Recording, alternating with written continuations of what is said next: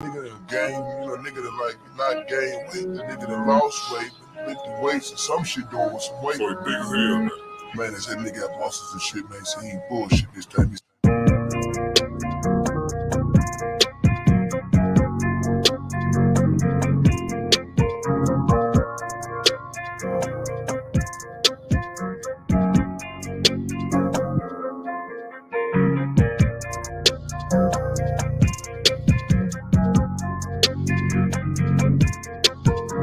I like red bones, my type, light skin, that's that, hello. DFN, that's fantastic. Fantastic. DFN, that's fantastic. Fantastic. DFN, that's fantastic. Fantastic. DFN, that's fantastic. Fantastic.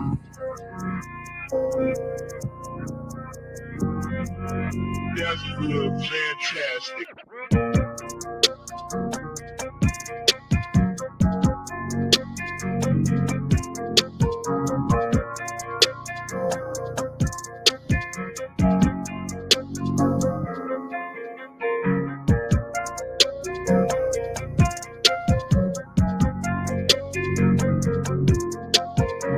I like red bones, my type, light skin, that's that, hello. DFN, that's fantastic. Fantastic. DFN, that's fantastic. Fantastic. DFN, that's fantastic. Fantastic. DFN, that's fantastic. Fantastic.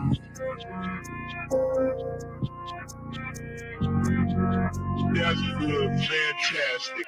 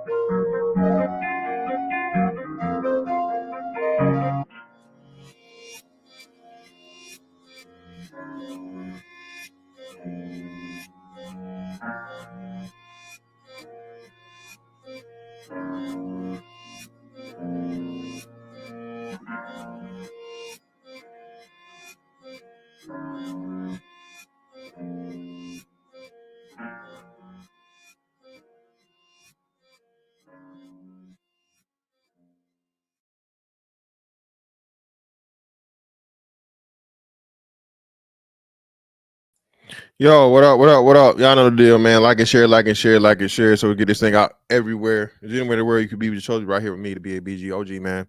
And appreciate you for rocking with me. So hey, man, y'all know y'all requested these, bro. So I'm gonna do them, from time to time. If you guys participate or whatnot, what have you. So Saturday night is like, y'all niggas ain't, what I'm saying, got your mouth in a butthole just yet. You know what I'm saying? So I gotta get to y'all early, man, because closer you get to midnight, you know what I'm saying? You know what I'm saying? The more your mouth gonna be where it's tight. All right, so we gotta go ahead and get here early, before y'all get you something to drink on. I got mine in the refrigerator right now, actually in the freezer. I ain't trying to do nothing too hard, man. I'm back on my biz, on my little diet or whatever, so on and so forth, man. So I ain't dealing with no hard liquor right now. I'm gonna hit some, always got the bars, man. Shout out to NJ Hines in the building. Give me a little wine. You know what I'm saying? No, I ain't smoking them tweeds though, but I'm definitely drinking that wine. And we'll get to it. So I'll go ahead and drop the link, man. This ain't really no topic or whatever. It's just free flowing. So if you guys want to come up, man, whenever you guys whoever want to pop in and have something to say, man, have at it. But I will go ahead and get into the topic so you guys can see. So I don't know. Do I want to start off with the Kobe thing?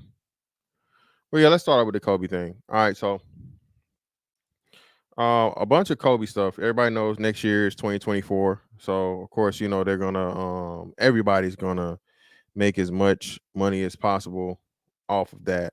You know, 24, Kobe Bryant's number that he switched to latter in his career, in the latter half of his career. Um, you know, this argument is often had, man, which Kobe was the better Kobe.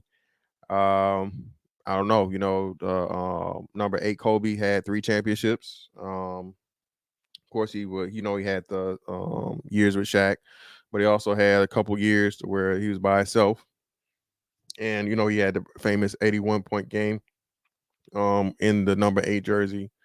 Um, you know, extremely athletic, complete game, extremely early. You know, the kid out of high school, Froby. You know, two-way player, phenomenal. The accepted heir apparent, and you know, fortunate the dark side of that, and a big part of why he changed his number to 24 was, you know, that fateful night in Denver. You know, there's another young fella that's got some trouble happen to him in Denver. I don't know what the hell is about NBA players. Maybe it's the air that's lighter up there that make these niggas lose their head or whatever. I don't know. Yeah, man, Froby was my guy, man. Again, Kobe Bryant, bro, was why I fell in love with the game of basketball. Okay, I was already a Laker fan. I liked it, and so on and so forth. But like to really get into the game and learn the game and want to play the game and, you know, want to grow my hair out and you know, rock nothing but Adidas shorts. But which really back then, bro, there was a time, man, that Kobe and T Mac era, that Kobe and T Mac era at Adidas, bro, was a good little run for Adidas. That changed Adidas basketball, because before them, no, it was nobody of note. No one cared. But Kobe, two of them probably, I would say, the best sold shoes pre Yeezy is the Crazy 8 or Kobe 8, and then of course everybody talked about the the Kobe 2s, which are like the not the spaceships. The Kobe 3s were the spaceships. Nobody liked those. I don't even think Kobe liked those. But the Kobe 2s and the Kobe 8s, man, those are two of the I'm pretty sure the Kobe 8s especially, or the Crazy 8 now, is probably the most fucking sold shoe, or one of the highest sold shoes ever. You know, basketball shoes. Of course, they got the shell toes. Nothing's gonna outsell shell toes and stuff like that. But just from a basketball specific, bro, that Kobe 8, man, is a iconic shoe. And of course, what I'm talking, so hold on, give me a second.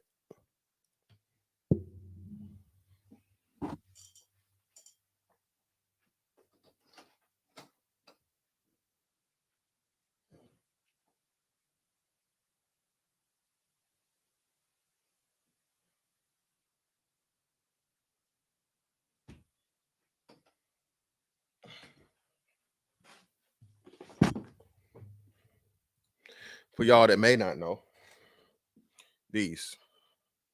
This is your Crazy 8, originally the Kobe 8. Laker colors. You know what I'm saying? These right here, if you look these up on fucking StockX or Goat or something, I think this is like a $300 shoe, worn. And of course, these, man, the infamous All-Star Game joints, man. These are every shoe, man. Like, especially these right here, bro. This is a Grail shoe. Okay, I know you got your some shoes that are like, you know, hundreds of thousands of dollars, like, you know, original 84 Jordan 1s or worn Jordan 1, stuff like that, so on and so forth. But this shoe right here, man, personally for me, is a Grail shoe, man. I'm never gonna hoop in these. I'm gonna wear them till I can't wear them no more. And when they break down, I'm gonna have them redone. Okay. So yeah, man, this is the KB on the Kobe 8 / Crazy 8. Yeah, man, this is a pair of my Grails, man. You know, I just wear around or whatever. Never hoop in them. I work out light in them. I don't do anything crazy. But that's what I'm talking about with the Kobe 8. Yep, and fuck your feelings. There we go. This brother right here know what's going on, man. And we gonna get right to it, brother.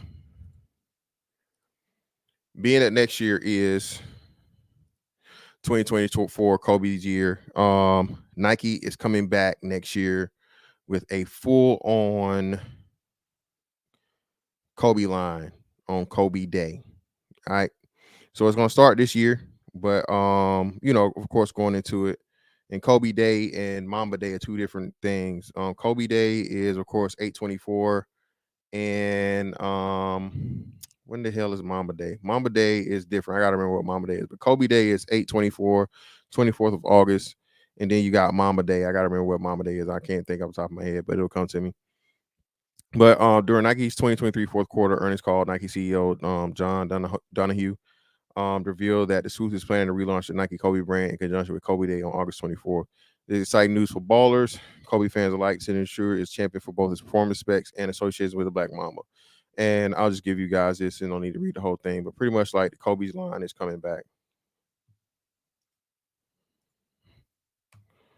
For all you sneakerheads, what's up with your brother?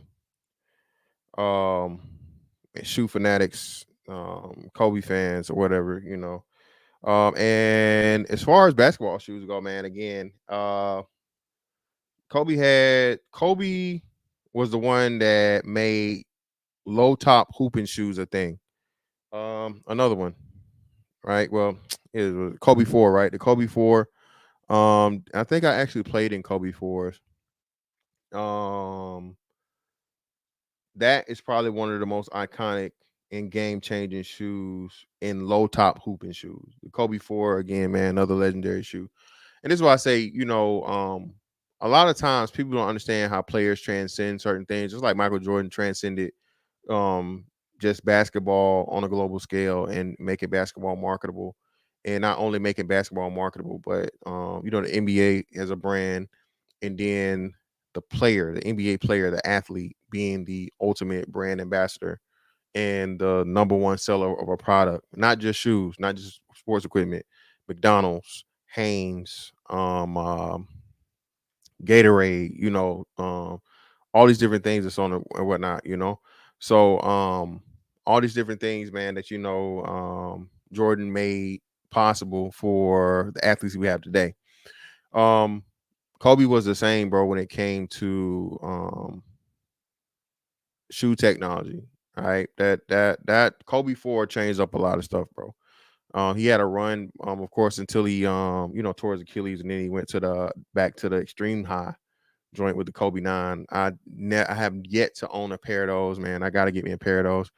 I forget why I didn't get them, but it's a couple of shoes that I wish I would have got when I could have got them extremely cheap, because now, bro, any Kobe you get, dog, people are super taxing because, you know, he's gone, which really don't make sense, because like before I could have understood it, like after he retired, you know, you got an opportunity, a chance of someone, you know, him signing the shoe or something like that. So that raised the price of it. He's not going to play all these different things. But now that he's gone, that people are just like crazy with the upping the price on the shoe. I don't know. It's crazy.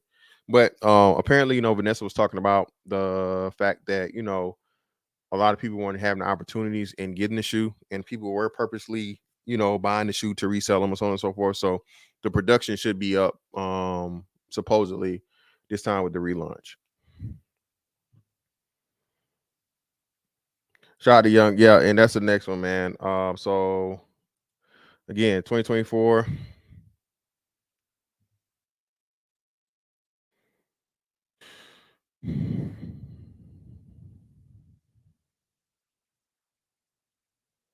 And this one is going to be crossplay. Okay. So not only is Kobe going to be the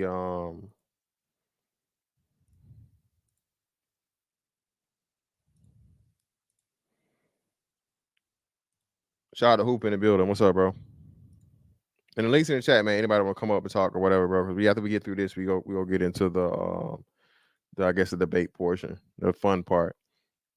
As you guys can see, 2K24 is going to be I guess 3 versions. They said 2, but I guess it's 3 now. You got the 2K4 version, the Kobe version, then you got the Black Mamba version, and now I guess the 25th anniversary version. Okay.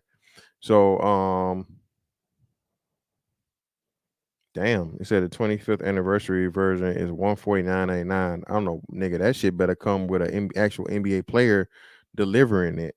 I'm not finna pay no $150 for no goddamn, unless it's all 3. Nah, that's just one. Hell no. Nah. What the hell? And GameStop be selling exclusive W. Nobody want that shit.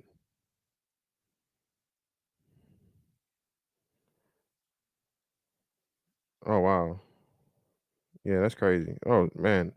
And I'm not a big 2K guy. My son is a 2K kid. My son. Shout out to Skeeter Mills. I bought a pair of Kobe 8s. Year of the for $70 from a homie. They're almost $600 now. Year of the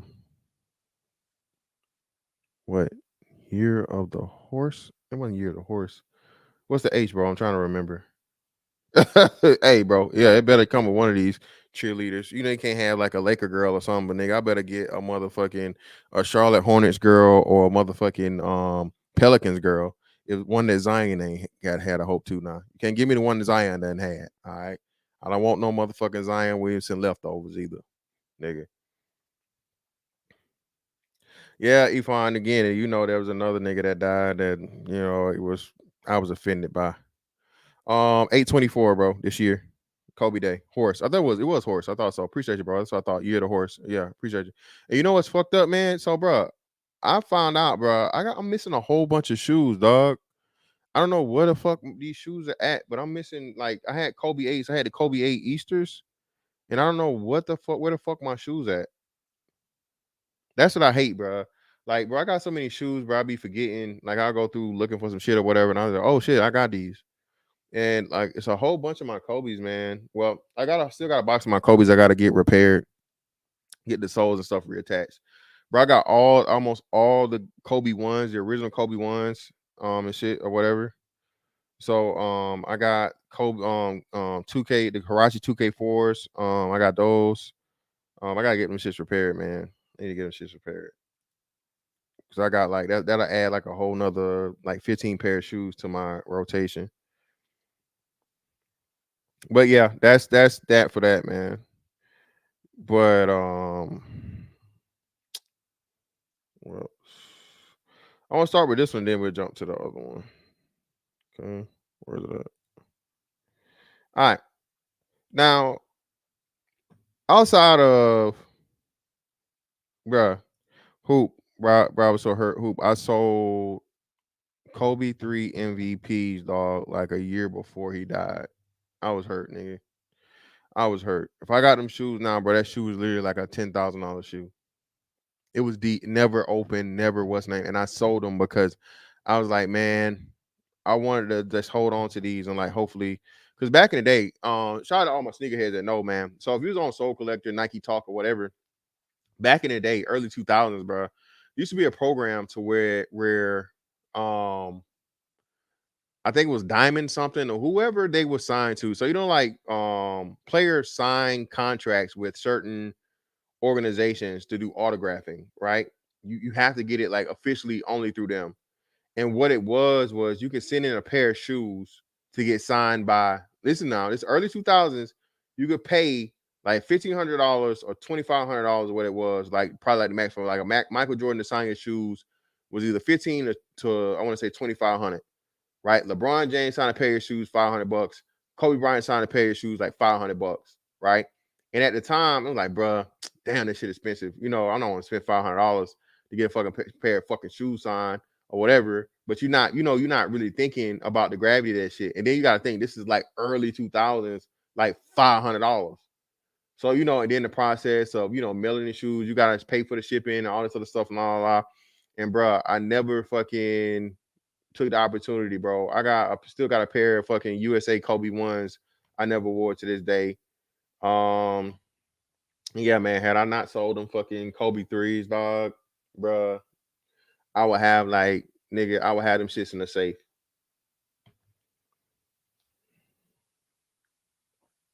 Yeah, man. Crazy. But what was I saying? So outside of Kobe, man, and again, I still stand on when I say this. Kobe Bryant is the most disrespected GOAT level player in the history of the NBA. I'm gonna say it. I'm gonna keep saying it every time I say it. And one of these days, somebody's gonna try to fucking debate me on this shit, and they're gonna get destroyed. You cannot name me another top 20 GOAT level player who had to wait 9 seasons to have his own team, to have his own franchise. Okay, become a 5-time champion, 1-time MVP, 2-time Finals MVP, 18-time All-Star or whatever it was, however many times, multiple All-Star, multiple first team All NBA, multiple first team all defense. What am I missing, y'all? What am I missing? All-Star game MVP, 81-point score game, one Olympic gold medal. Again, man, for Kobe Bryant to have all of these accolades that people try to say, bro, Kobe Bryant's not top 10. How? You cannot have Wilt Chamberlain in your top 10 and have Kobe Bryant outside of it. No. Bill Russell, again, RIP, respect, pioneer, all these different things. But bro, those 9 championships are fucking weighted different. He has 9 championships, so there were like fucking 8 teams in the NBA. Okay. NBA was in its infancy. All right. These dudes were fucking selling car insurance and washers and dryers on Saturdays. Okay. All right. You got a game on Tuesday and they selling something, vacuum cleaners, okay, and Frigidaires on the weekend. All right. That's like just how, unadvanced basketball and how unserious basketball's career was back then. All right. So again, respect to those older guys, man. But again, I just can't. And then especially now, like I've seen people say you can't. It's certain players you just cannot put over Kobe Bryant, dog. You can't. You has 5 championships. People put Shaq in the thing, which I believe Shaq deserves to be in the top 10. Shaq doesn't have those 3 of his 4 championships without Kobe. Kobe is obviously a fucking important part of Shaq's legacy. So for you to have Shaq in the top 10 and have Kobe outside of it is just crazy to me. All right. You cannot name 10 players that have more accomplishments, done more, and just are better than Kobe Bryant. You just can't. Can't do it, bro. But constantly people say that, and I'm like, bro, you're crazy. All right? Because championships mean a lot. And for him to take two, and you got to think about this too. People even leave out, not the fact he just got 5 championships, bro. All of his championships were consecutive. A 3-peat and then a back-to-back. You know how many players don't even get that? All right. You know how many players don't get that? A back-to-back. All right. Okay. With a non-super team. All right. As good as those Lakers were, bro, Lamar Odom is not a all-time great player or a Hall of Famer. He's not. Paul Gasol's a Hall of Famer, but Andrew Bynum's not a Hall of Famer. Derek Fisher's not a Hall of Famer. Name me somebody else that won, back-to-back championships with a non-fucking, you know what I'm saying? A non-big 3 team. You can't do it. Can't do it. You know what I'm saying? Can't do it, bro. So, just the disrespect Kobe gives, man, to me is just crazy. Can't. Well, I'm not saying you can't exclude him. Dre, I don't count. You can't count the coaching ones, dog. You only count the playing ones. He has 9 playing and then 2 as coaches. I don't know, man. I don't know. I can understand the thing, but he's still not pushing Kobe out. People have Bill Russell in the top 10. I mean, not Bill Russell. People have Wilt Chamberlain in the top 10 and have Kobe outside of it. No, you can't do that, bro. He has 5 rings. Bill Russell was, why I keep saying Bill Russell? My bad. Wilt Chamberlain was LeBron James before LeBron James. All that talent, all that dominance, all of the impact, and yet still you only got 1 ring. How many times you lose? How many times you go to the finals and then you finally won one? Only 1. If you're gonna give LeBron that criticism, right, as to why he can't be number 1, you have to give that criticism to a Wilt Chamberlain when it comes to, bro, you can't be, you know what I'm saying? You see some people that said fucking bro, and that's why I say, but it's all this stuff is subjective. But either way, let's get into this one first.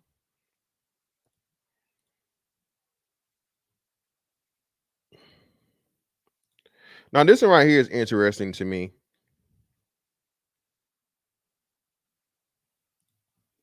Because I seen this happen when Dirk Nowitzki finally won this championship. They was talking about how great Dirk was, and Dirk's one of the greatest all times, and great to do this, and great all this other shit. Nah, Wilt got one. As far as I know, he only got the one with the Lakers the year. Wilt got one with the Lakers the year that Elgin Baylor retired, and that was it. Him and what's the name both got one. Wilt doesn't have, to my knowledge, Wilt Chamberlain only has one ring with the Lakers. Pretty sure. 3 championships with who?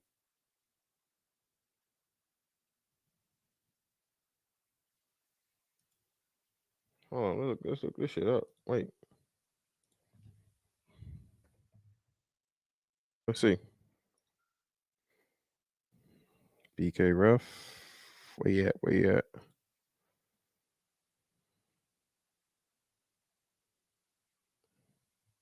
He was a 4-time MVP. Nice, yeah, 2-time champ. Oh shit, 2-time champ. Let's see. What years did he win a championship?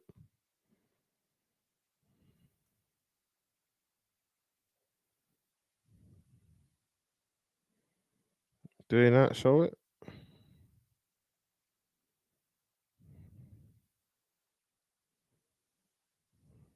Shit, I thought Wilt had one.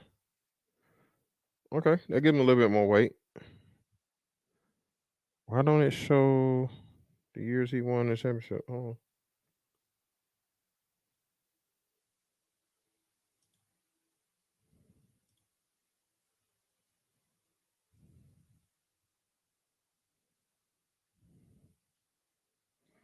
What was the second year he won a championship?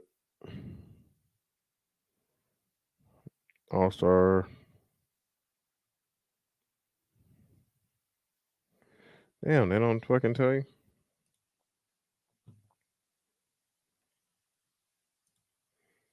Yeah. The other one was at Golden State. Oh, I didn't know he won a championship with Golden State.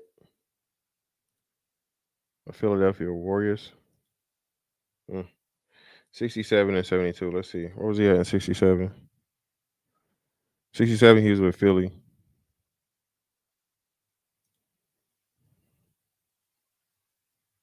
Let me go back. Shit.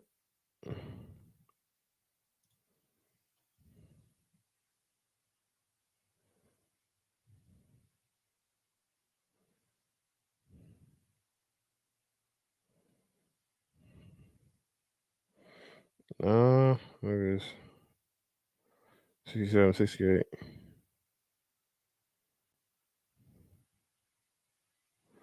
I'll go back. Previous season. Yep. They won against the Warriors. It was three levels. Even that's crazy. I didn't know that, bro. You only had to win three series to win the finals.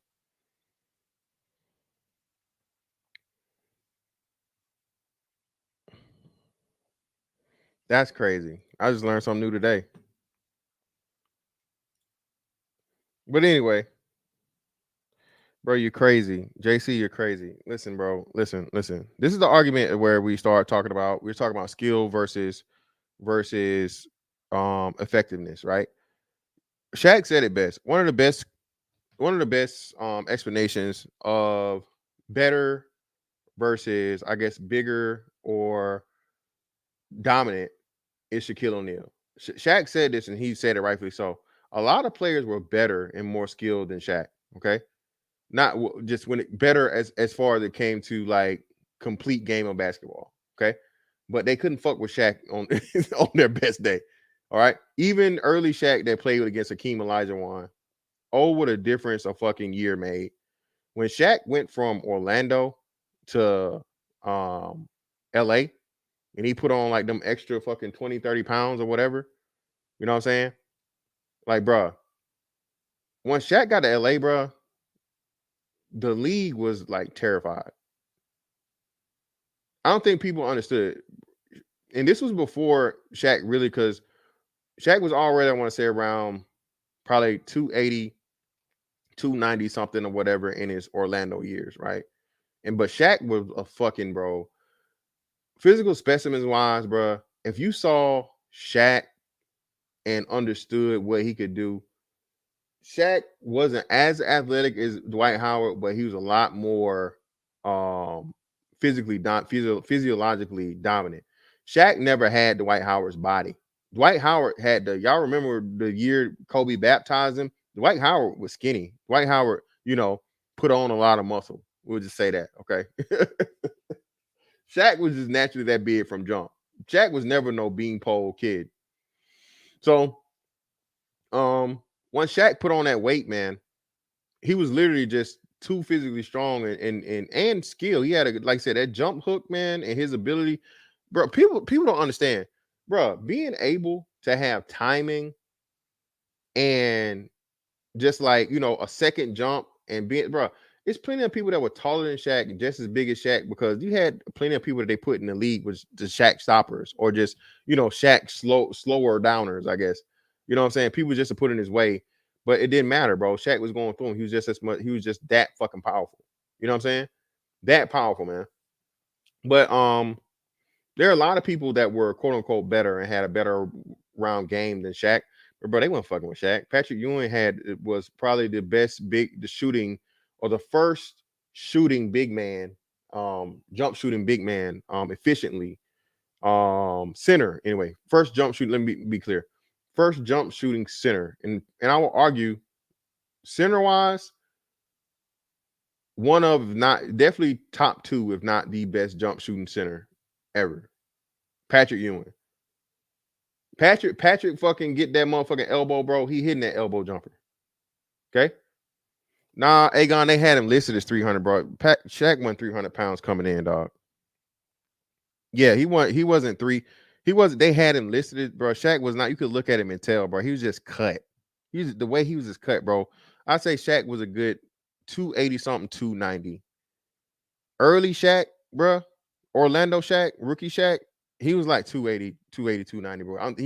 They beefed these players up, but Shaq was definitely, like I said, in his prime years, like 2000, Shaq was like 320. Crazy. No, bro, not in the NBA. We're talking NBA, bro. I don't listen. Everybody praised Sabonis, and again, I wasn't an international guy, and I know he's a legend, like from a EuroLeague standpoint, great, all these different things, so on and so forth. But center, yeah, he didn't do that, and he didn't do that in the league, bro. That was one of the Shaq stoppers. That was supposed to be one of the Shaq stoppers, Sabonis. Yeah, thank you. Yeah, I'm telling you, bro. Yeah, Shaq was not that heavy, bro. He's not 300 pounds. He was not 300 pounds. I don't care what they had him listed as. He was not 300 pounds in Orlando, bro. He wasn't. Maybe his last year, like what, 96, 97, or 95, 96. I'm sorry, 95, 96 before he went to the Lakers. Maybe he might have hit the 300 range, but nah, before that, bro, no, he was not 300 pounds. You just look at his physiology and tell. But either way, Dwight Howard was the last for a long time. Dwight Howard was what you can still say the last true center of the NBA. Okay, the last, give it to him in the post, drop it down in the basket, shot blocking, crowd up the middle, power. Dwight Howard was the last of a dying breed of center, bro. Before we started this positionless basketball BS, right?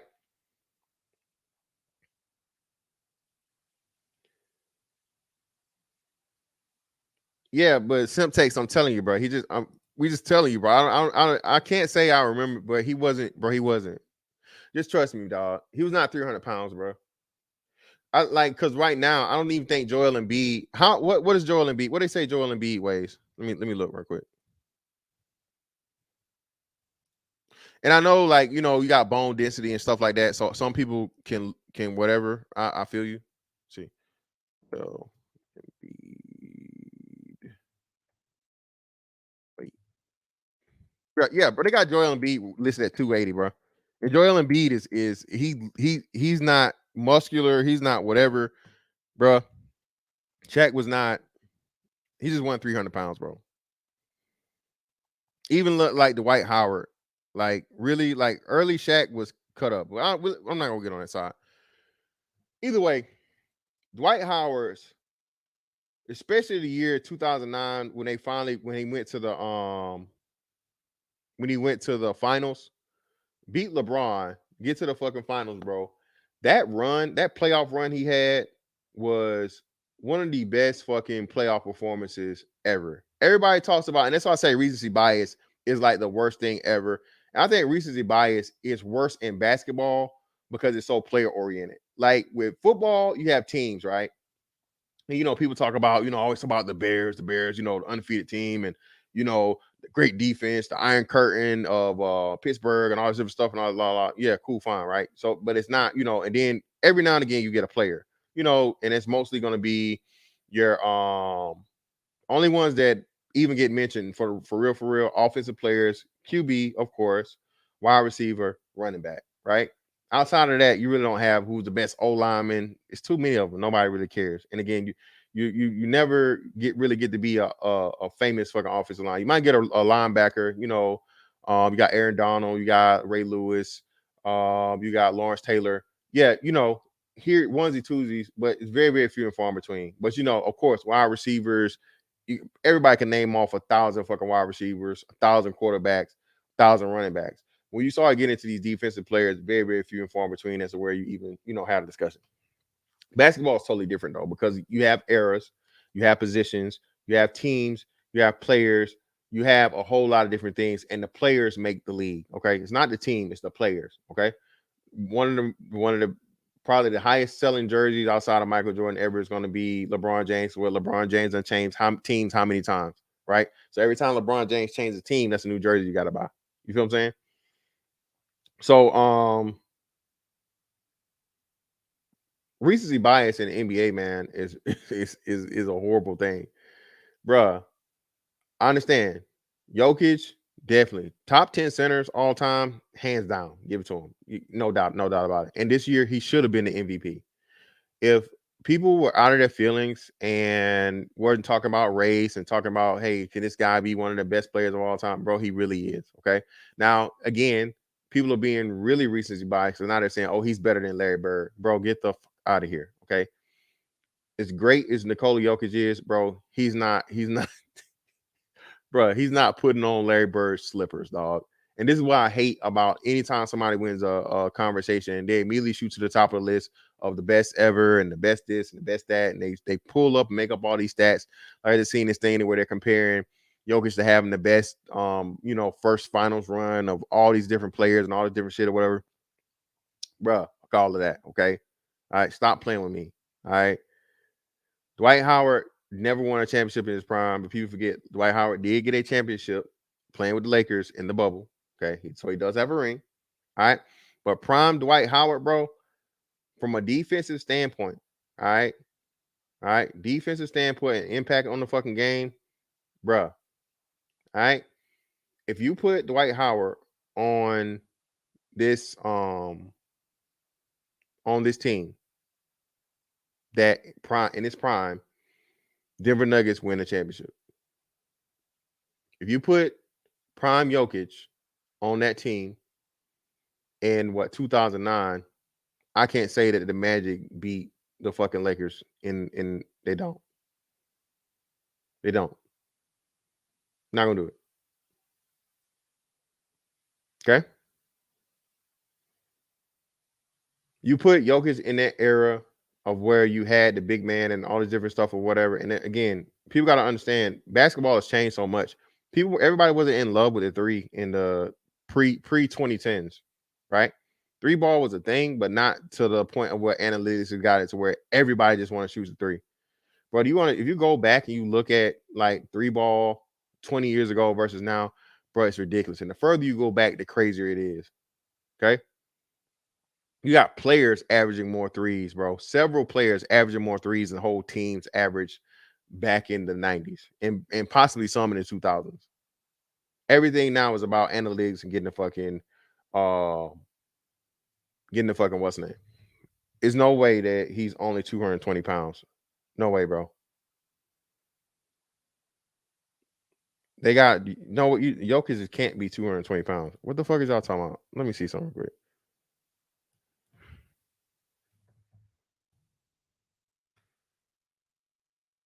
Yeah, what the fuck you talking about? 220 pounds, bro? Yeah, he's 284. The fuck you talking about, man? Do you know what 7'1", 220 would look like, brother?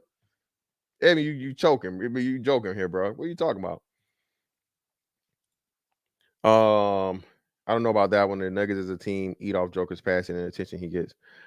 Well, I'm not saying that Dwight Howard was he's not the passer Jokic is at all. But I'm telling you, if you had an Aaron Gordon and you had to worry about Dwight Howard running off the pick and roll with Jamal Murray, I'm just saying. Oh, okay. My bad. My misunderstanding. Okay, yeah. I got you. Yeah. Okay, yeah. And shout out to Bam, man. Listen, Bam is suffering from and that's why I said this position of basketball shit is really hurt the league, man. The undersized center, bro. The undersized center is a horrible thing for basketball, right? Big men aren't big men anymore. Listen, bro, get your ass in the paint, live in the paint, punish a motherfucker. Okay. This is why Shaq laughs anytime they talk about how somebody could do something with him. And the skilled as Jokic is, bro, Shaq played against the most skilled you could arguably say, yeah, Shaq played in the golden era of big men, bro. Shaq went through Hakeem Olajuwon, Patrick Ewing, David Robinson, Tim Duncan, Rasheed Wallace, KG, Chris Webber. Who am I forgetting, y'all? Hell, Dirk Nowitzki, Ben Wallace. Who else? It's somebody. Oh, Karl Malone.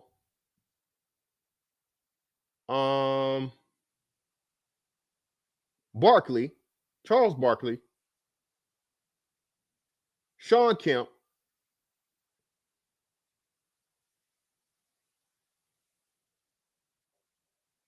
Somebody I'm forgetting.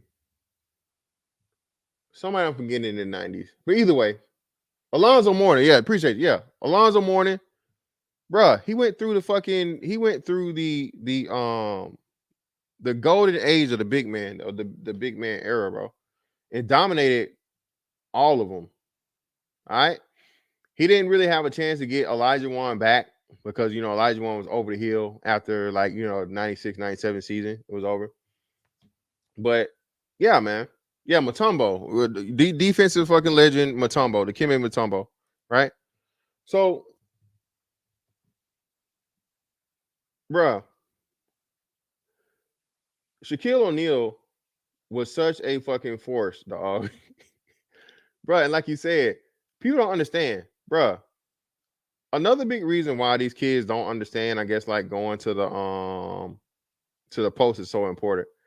Bro, if I'm leaning on you, and even Rasheed Wallace said this, he was like, look, bro, you trying to bang with Shaq, nigga, you hurting yourself. You playing his game. Don't play his game, play your game. You better pull his ass out and, use that mid-range game and finesse him because what the hell you think you finna do with Shaq? You're not finna back Shaq down. Man's 300 plus fucking pounds. You know what I'm saying? And on some Wilson Fisk, like, you know what I'm saying? He may look chubby or whatever, bro, but he's like 85% fucking muscle, dog. Okay.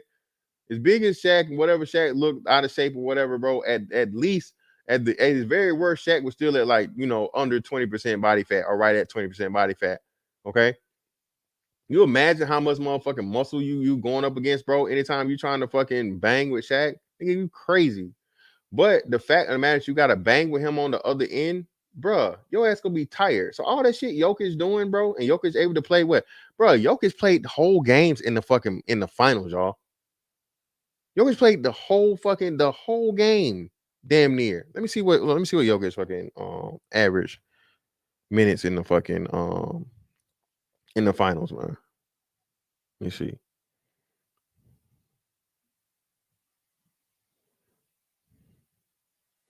Bro, 42 minutes, 37 minutes, 44 minutes, 42 minutes, 40 minutes. Bro, the dude averaged 40 minutes a fucking game, bro. Okay? Well over 40 minutes a game. right? And the only reason he played 37 in the game 2 is because it was just such a blowout. Okay. All right. Bruh, you're not playing 40 minutes against Shaq. I promise you. You're not playing 40 minutes against Shaq. You're not playing 40 minutes against Dwight Howard. You're not. The physicality, bro, is going to wear on your body. It's going to take your legs away.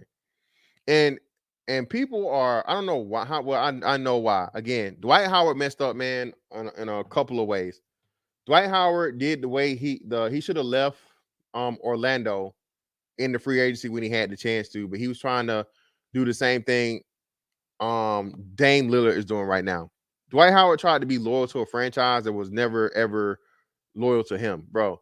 These teams are not your friend, bro. They're businesses.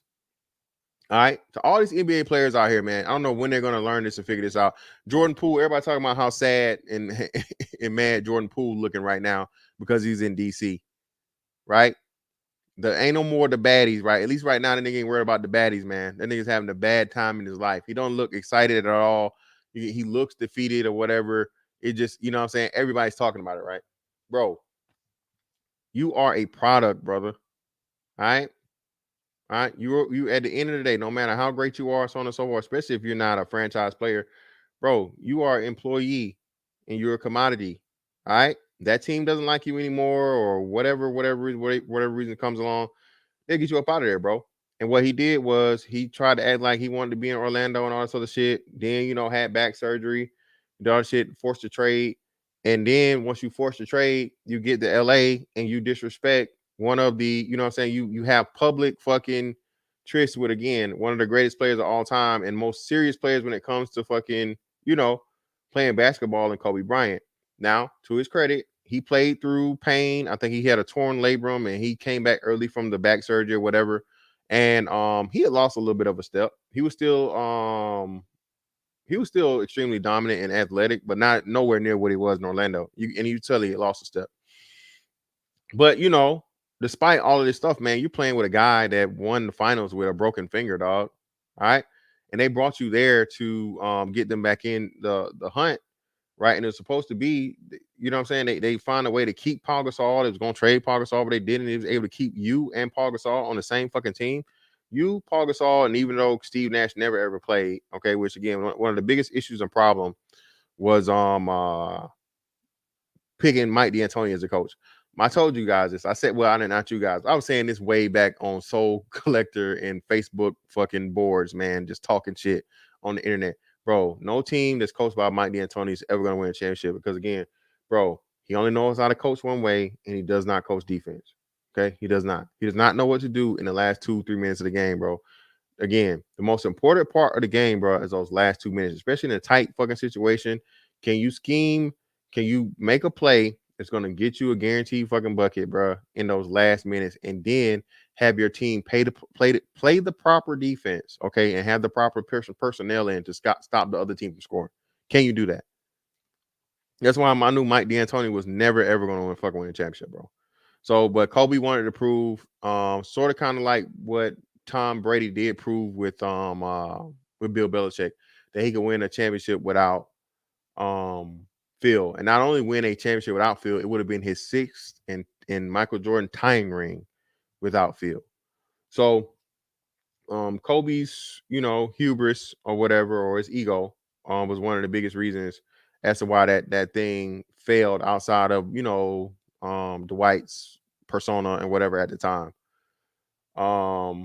People talked about it, about how, you know, hey, they called him up and they talking about how, you know, he's asking Kobe about this and that and all this other stuff, and he was like, hey man, you know, I forget who it was. He said he had the conversation with, I think it might have been Matt Barnes. I don't know if Matt Barnes was the person he was talking to or was somebody else that he was relaying it from.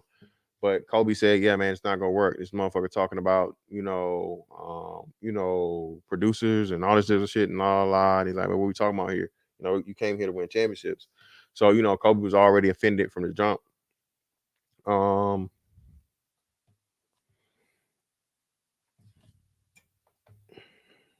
What do you know, Golden Eagle? What you didn't know? Yeah, hey, shout out to Mr. Speak on it, bro. Dame should have been left, bro. Dame right now, and this shit where if I'm the Miami Heat, I'm telling Dame Lillard, bro, we don't want you.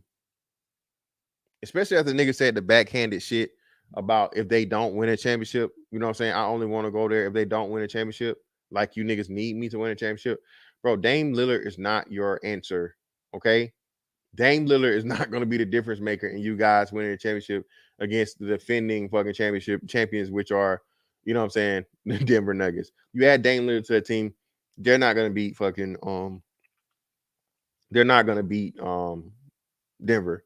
And again, if Giannis doesn't get hurt and Giannis doesn't have the back injury, who knows how that squad turns around? All right. Again, that last game with Boston, okay, totally different. Now, actually, Boston will be a much better fit for Dame, and I think for both teams to work it out than Miami. All right, because we know Jaylen Brown and Jason Tatum, bro. That two similar players thing, man. Those guys that do almost the same exact thing, bro. That's not gonna work. Okay.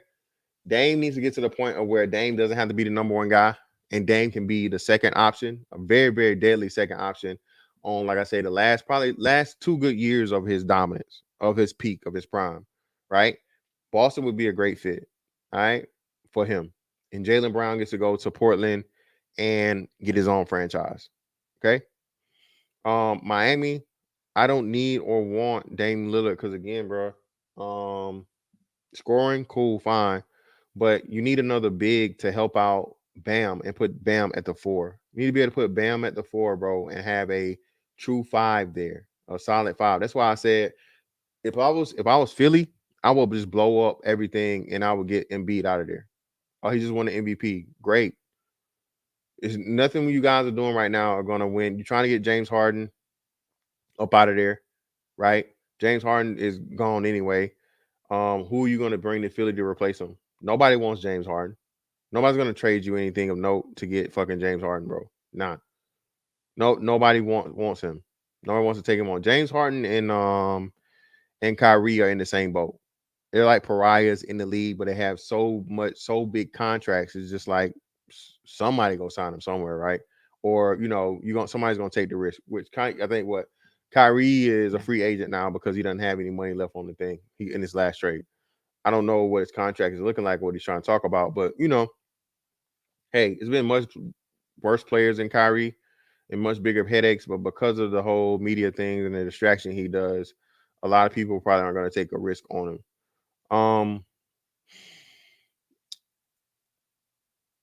But James Harden is out of there.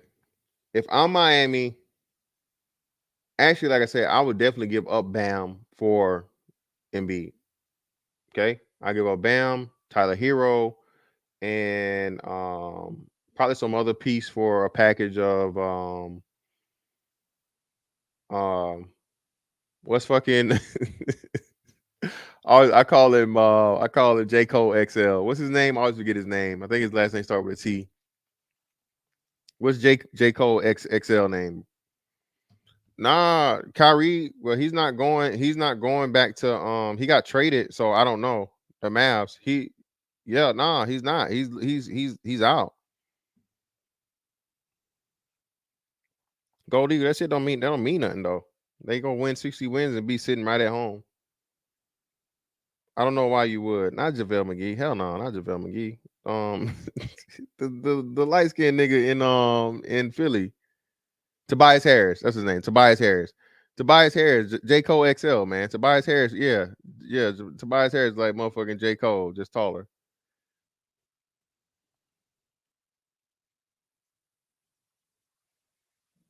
He re-signed with the Mavs? I didn't know that. Well, this is what I say, right? So if it came to that, but I don't want either one. Neither one of those players are the answer. Again, Eric Spoelstra is a great coach. The problem with Eric Spoelstra has not had the roster, bro. He had to go up against the worst possible fucking shit at the end to get through with that roster. Bro, he did great things. The bubble run and so on and so forth. But again, bro, Bam is just too small. You're gonna lose in the fucking rebounding, bro. That's why I say defense wins championships, bro. The rebounding and able to stop people from getting points in the paint, bro. That's everything. Okay, that's everything, bro. I know that 3-ball shit. Everybody falls in love with the 3-ball and be able to hit 3 balls is a big thing. But bro, if you get points in the paint, bro, that's what's gonna win you and able to stop the other people and having them have to settle for threes, bro. Oh, okay. Well, no, this is what I say. I don't know about that. Luka's still young. But that's why I say that's a problem. You got 2 shoot first guys, man. You got 2. I need the ball. Luka is the Euro LeBron. Luka is never gonna run a play like a system like what's his name. J Kid is great at I guess adjusting much, but bro, he's got to break him out of that, dog. And I think the Mavs fucked up because what was the kid that came from Houston? Is he still there? The kid is like the power forward. He talked about how he broke up with his girl because his girl didn't believe in him or something. That dude was playing phenomenal, and then I think he got hurt. I think he sprained like his ACL or MCL or something.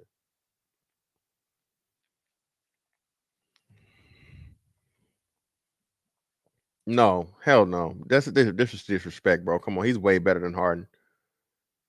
Luka is times better than Harden, bro. Come on.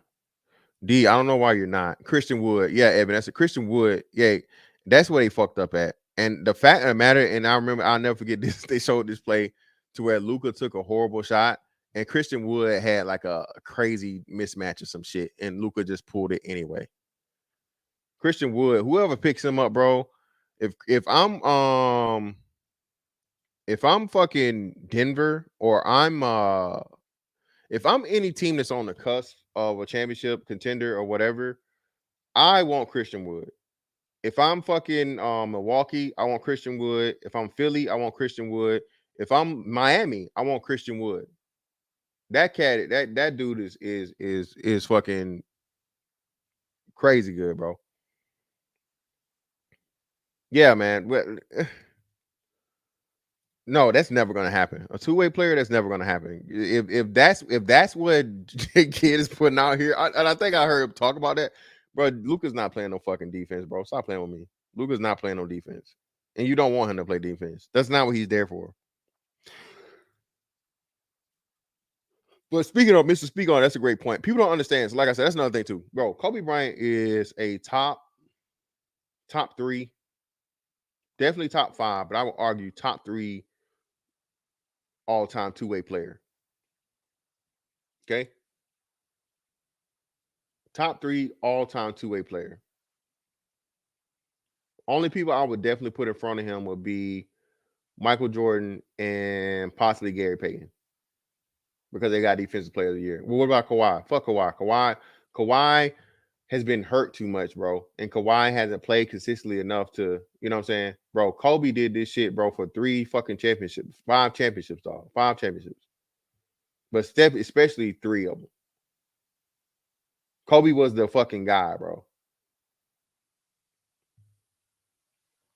Yeah, he not though. Evan, he's already lost weight, but bro, I don't. They shop in Zion. I don't think Zion, and that's what I said too. When Zion, another big thing that's going wrong with the NBA, man, is these players signing these extensions and these teams signing these players anyway when they know these players aren't going to be there, bruh. Either do the sign and trade. That's what I don't understand, right, bruh? Stuff with the Pelicans and Zion was already shaky. The dude's been injured a lot, so on and so forth. Huge upside though. And I love Zion Williamson's game, man. I really thought and still think Zion has a chance to be the future because people remember Joel Embiid was injury prone for like his first 3-4 seasons.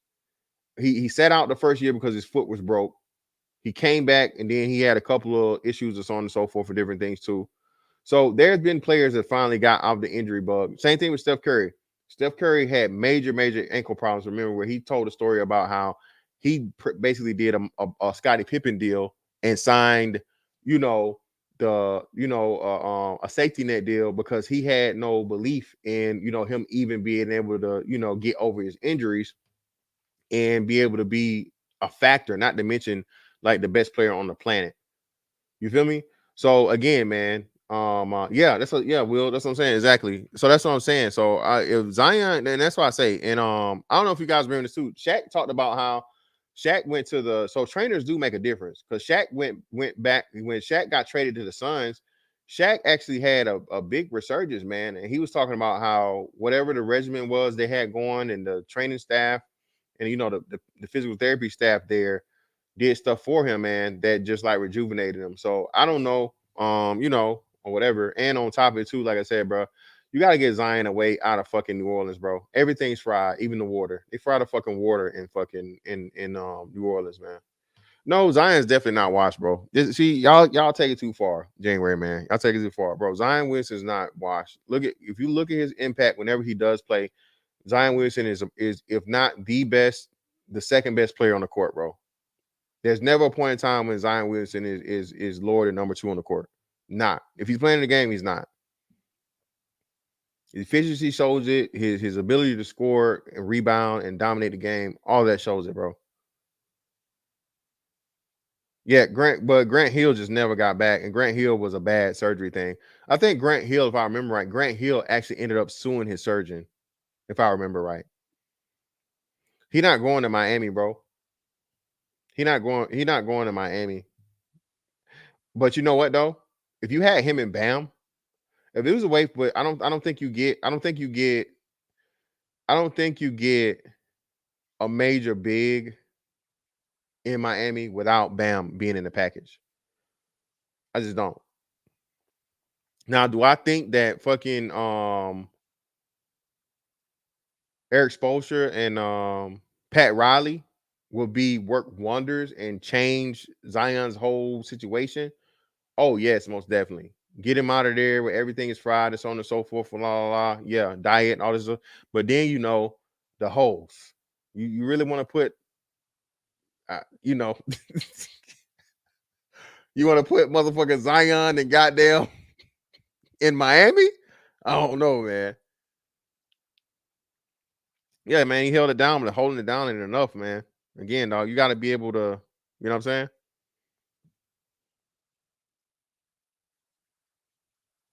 Well, no, I wouldn't say that. No, Zion doesn't have a fucking bro. Zion doesn't have the issue that he does not have the issue any way, shape, form, or fashion that Ben Simmons has. For one, he never had a confidence and doesn't have a confidence issue. And then secondly, like I said, he shoots the ball. Zion even shoots the long ball at a decent clip. He's not hesitant at all, man. He's just too hurt most of the time. Yeah, that's the major thing right there. Well, that's what I'm saying. It's going to cost you his contract. He just did a major extension, so that's what I'm saying. You're not going to get. Well, I don't know. They're talking about shopping him. So, and they didn't. Surprisingly, they didn't trade him draft night. I thought he was going to trade him draft night, and people, I think at some point in time, there's rumors of him possibly ending up in Charlotte. If there's a way you could get fucking Zion in Charlotte, with Melo, that'd be crazy. But hey. Yeah, man. I don't want to call him trash, but yeah, it's pretty much all that writing's on the wall for him, man. He's done.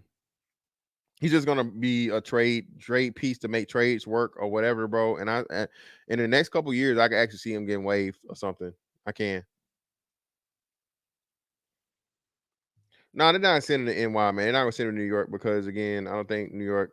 Even though you know what, him and what's name playing together would be great, but you would have to give up. Why do I keep forgetting this nigga's name, man? You have to give up the big in New York for that. And then actually, I think he needs to be moved too because he's not a franchise player, bro. No disrespect. Not fucking Randolph. What's his name? Randall. Julius Randall. Julius Randall is not a franchise player, bro. Respectfully. Again, man. I know, former Laker, played with Kobe, all this different stuff, bro. He's just not the number one guy for a championship team. No, just not.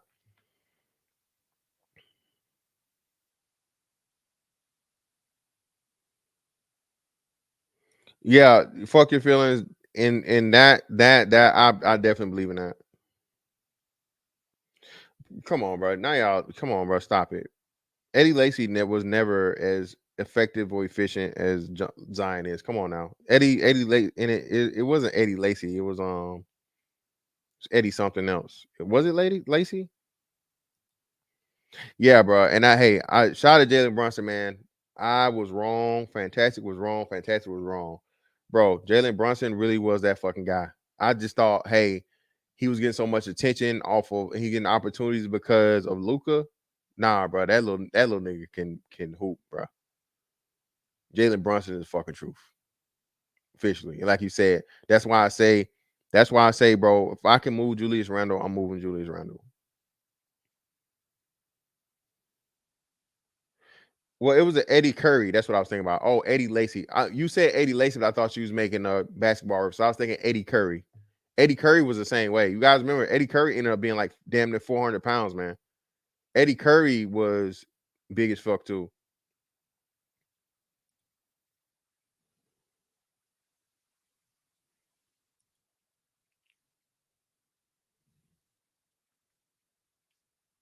Well, you don't take. Come on now, you don't take Brunson. You don't take. Well, yeah, if they would have did the Kyrie deal, that would have made sense. You're right, but I don't know. I guess they just. But yeah, man, we all off topic. Let me just get that to the point, bruh. Dwight Howard, in my opinion, prime for prime. Right now, again, people forget, bro. He was what 3-time defensive player of the year. Okay, there's no better shot blocker in the league than fucking Dwight Howard, bro. Hands down. The paint, safe. Okay. The dude was incredibly athletic. Probably had one of, if not the highest fucking vertical in the league at the time. At fucking 6'11". You know what I'm saying? Strong as hell. Yeah. Okay. Impact on the game. Again, he gets down. He gets the fucking ball in the post, bro. Again, man, not too many people stopping the dude. Hell, if they would have allowed him to shoot the three, who knows? Because now this nigga is like, bro, he got like some of the highest, and even when he was playing with the Lakers that year, but it had a decent fucking 3-point clip. We not go do the what ifs of that shit, but bro, I just can't say clearly that Jokic clears Dwight Howard, bro, in his prime for prime. Again, this is yeah, and Jokic got what MVP years. I got you, understand that, but still, bro. Dwight Howard just like to take that shit off is just like, nah, man. It's just not that simple. Y'all gotta put some respect on that man's name. Put some respect on his name. I gotta get that what's name added to it. But this one right here, y'all, was really the one that I want to get into. Right. All right. This one right here was the one I wanted to talk about. And shout out to Unspecialist. He we had a little what's name for it. But so who are y'all putting on the bench in this situation? I'm gonna let y'all fucking answer, and then I'll give you my answer.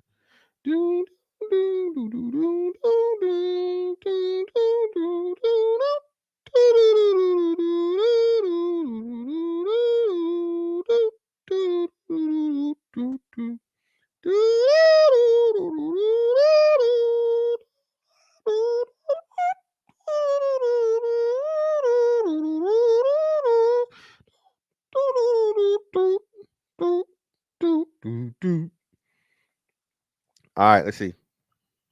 Oh, hit the like button, man. Hit the like button, hit the like button, hit the like button, hit the like button, hit the like button, hit the like button. Let me see how many people we got on this motherfucker.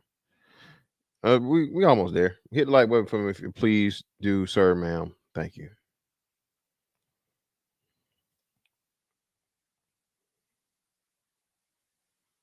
You don't need him to play defense.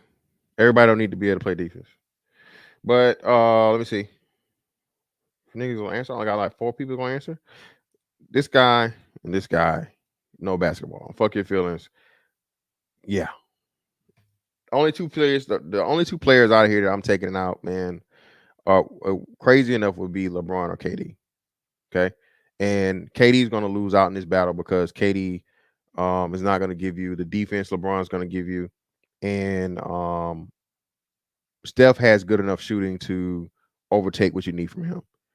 Okay. My 5 out of the 6 would be Steph, Jordan, Kobe, LeBron, Shaq. Okay.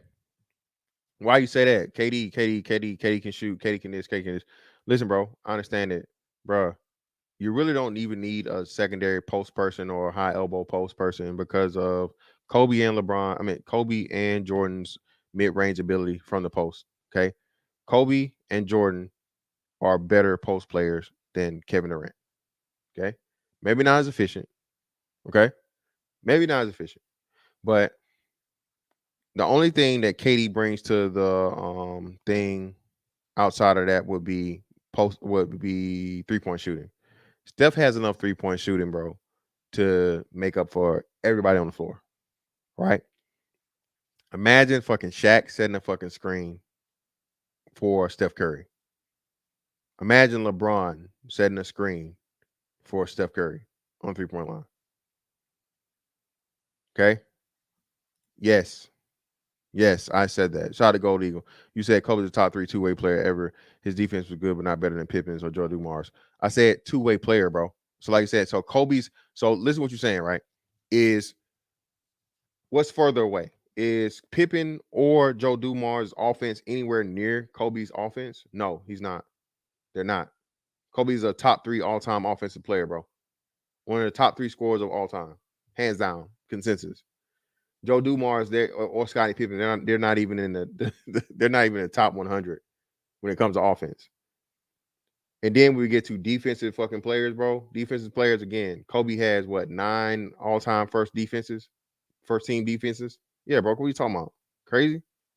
Respectfully, brother, I greatly appreciate the $20.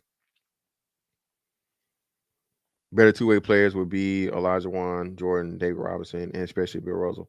Bill Russell, bro, was not that big of an offensive threat. David Robinson, you could argue that. I don't think did David Robinson get a Defensive Player of the Year award? I don't think David Robinson got a Defensive Player of the Year award. I know he got a MVP, but I don't know if he got a Defensive Player of the Year award. Olajuwon was solid, but Olajuwon wasn't I don't think Olajuwon was ever a great defensive player, man. A great defensive player. When you talk about bigs and defense, Olajuwon's name doesn't come up. He was good. He was solid, but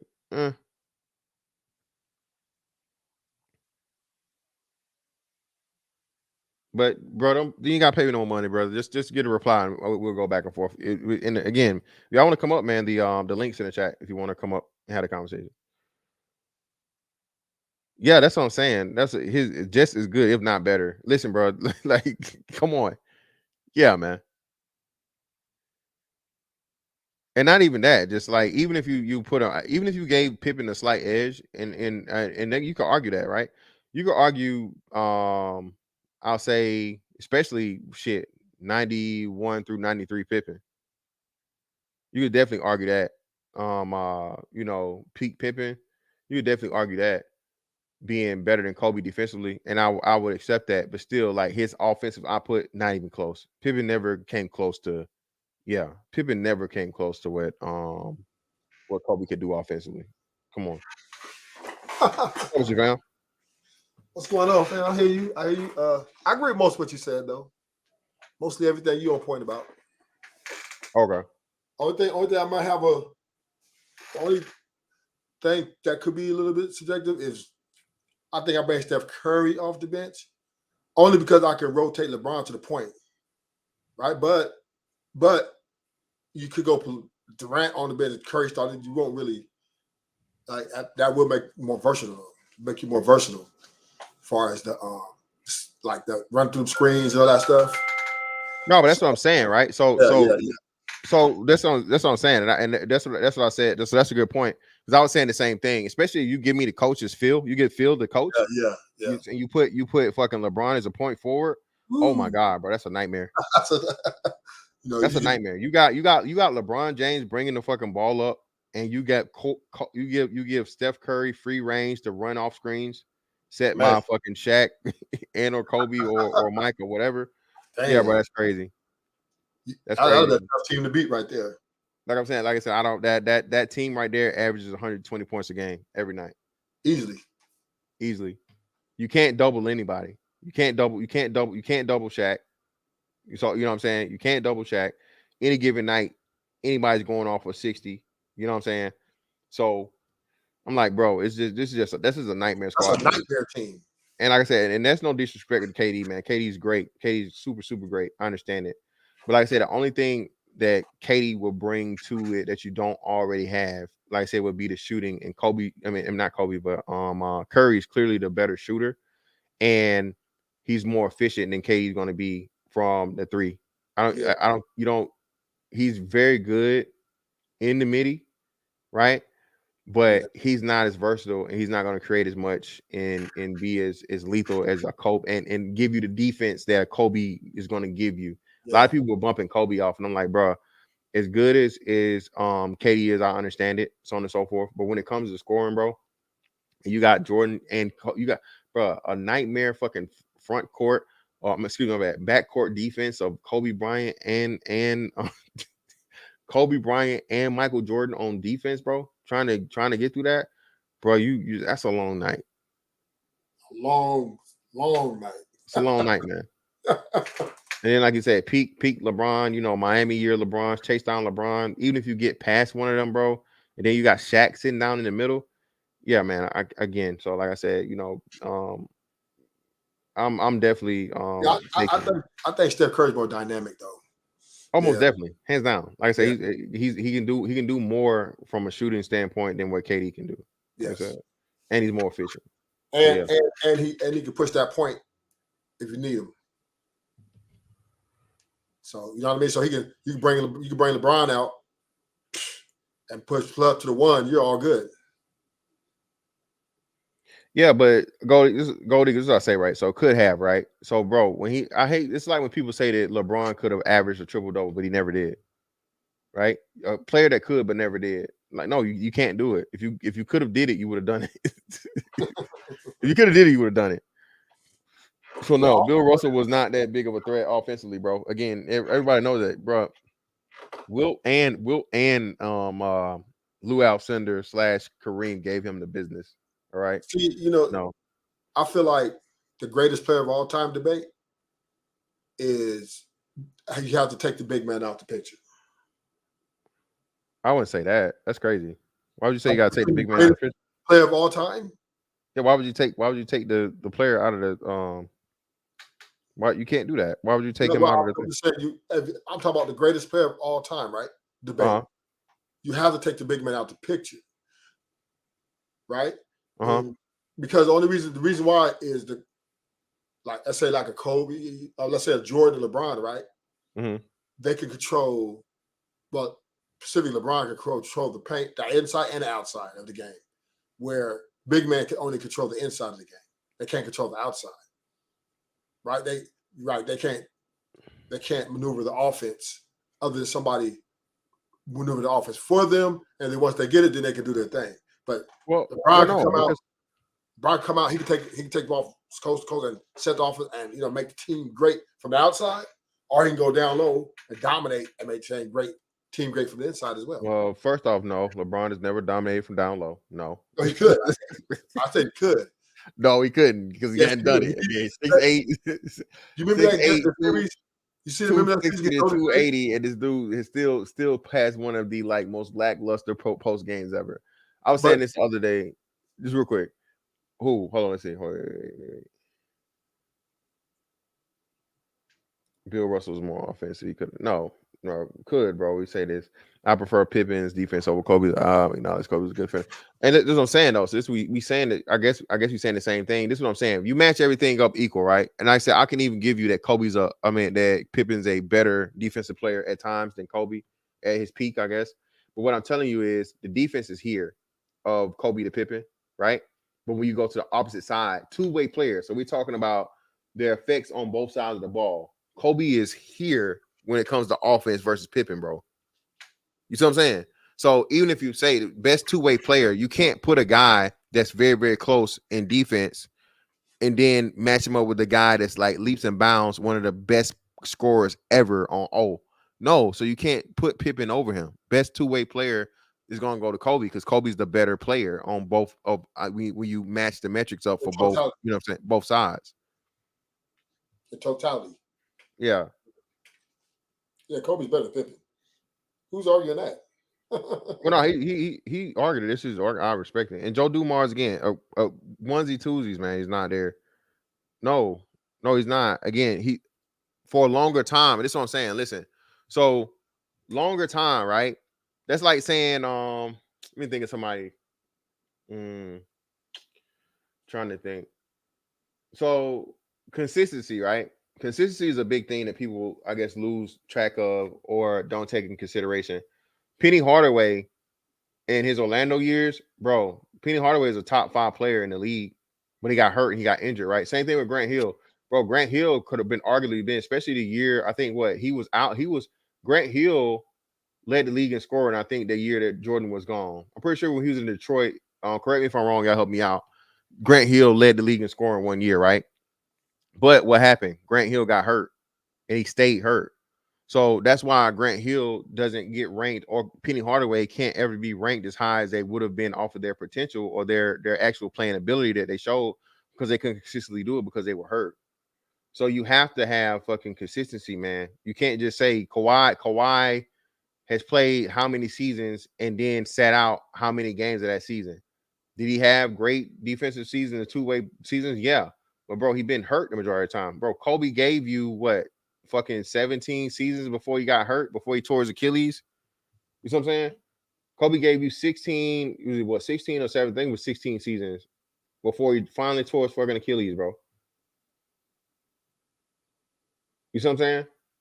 So if you get 16 seasons of 16, 17 seasons, like, you see what I'm saying?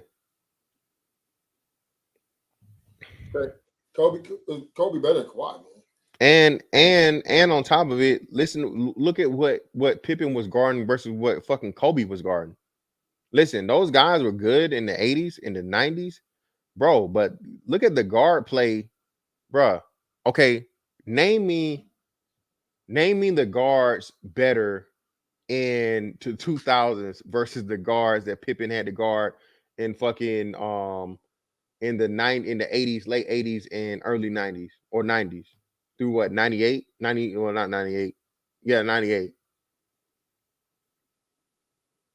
Okay, let's see. He didn't have the guard Jordan. Okay. Penny Hardaway ate his ass up, by the way. Okay. Gary Payton. Second rendition of Magic Johnson. Isaiah Thomas. Y'all say Joe Dumars or whatever, but Joe Dumars don't want to score like that, man. Who am I forgetting? Did they even John really Stark? play? Huh? John Starks. John Starks is like a like I can't even we can't even really mention. That's what I'm saying. John Starks. But that's a great point. Thank John Starks. Kevin Johnson, KJ. Who's another guard? Sam Cassell. Sam Cassell wasn't no scorer like that. Oh, we forgetting. Shit. Drexler, Clyde Drexler. Who else we forgetting? Clyde Drexler. You see what I'm saying? I'm struggling with all these names, right? Tell me the person that was on a T-Mac level in the 90s. Reggie Miller. No, he wasn't. Reggie Miller was not Reggie Miller was not a T-Mac level scorer. I don't know. He's very dangerous. Reggie was not a T-Mac level scorer. Reggie Miller was one of those players though, but he was not on the equivalent of a T-Mac. I mean, maybe not talent-wise, but as far as being a threat. No, not even. Still. Huh? No. Not even close. Reggie Miller didn't have the athleticism. Reggie Miller didn't have the levels that T-Mac had. No. But he ran through all those screens. He's more like Steph Curry, right? Ran through all the That's what I'm saying. He's a screen runner. So no, he's not T-Mac. T-Mac created his own shot. I mean, I thought he had a better career than T-Mac, but T-Mac was a better offensive player, though. Yeah, so that's what I'm saying. And better career. He had more success in the playoffs, and he got further. Either one won a ring, but I can definitely accept that. That's a great argument. I wouldn't argue that. I would concede that he had a better career than T-Mac did. But as far as players go, he's clearly clear. My point is this, right? Pippen didn't have to guard the players that Kobe had to guard. Okay, he just didn't. It was way more the talent pool and the guard pool, the fucking backcourt pool in the 2000s. And you got to think too, bro. Kobe guarded Jordan. Kobe was there, so Kobe actually had to guard Jordan. Y'all forgetting that, right? Kobe Bryant had to guard fucking Michael Jordan in 96, 97, 98. Well, not really 96, but 97 and 98. Okay. AI. Yeah. Iverson, T-Mac, Vince Carter, LeBron James. Huh? Yeah, LeBron, D Wade, D Wade, bro. Like what were you saying here? And these guys, Dwayne Wade is the third best shooting guard of all time, man. We're just talking basketball here. Like, don't put any of the outside basketball stuff. Dwayne Wade is the third best shooting guard of all time. Third, I think Dwayne Wade is the all-time leader of blocks as a shooting guard. I think guards. I think guards. I think Dwayne Wade has the most blocks of all guards of all time. And he was a monster. Yeah. So again, look at who and what Scottie Pippen had to guard versus what Kobe had to guard. I don't know. I can't put D Wade's top 15 of all time. No, he's not top 15 all time. No. You had Paul Pierce. You had freaking.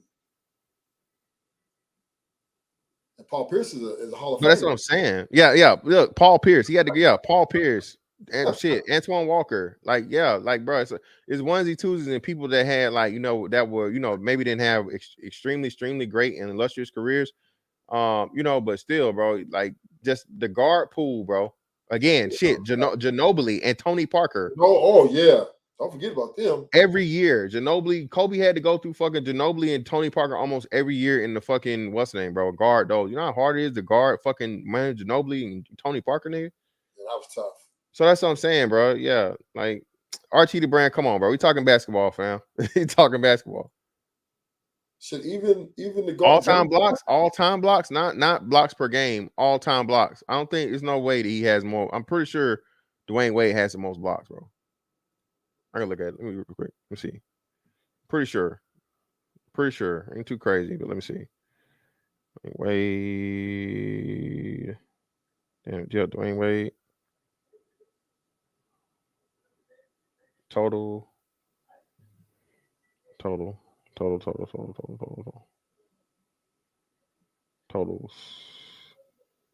God damn it.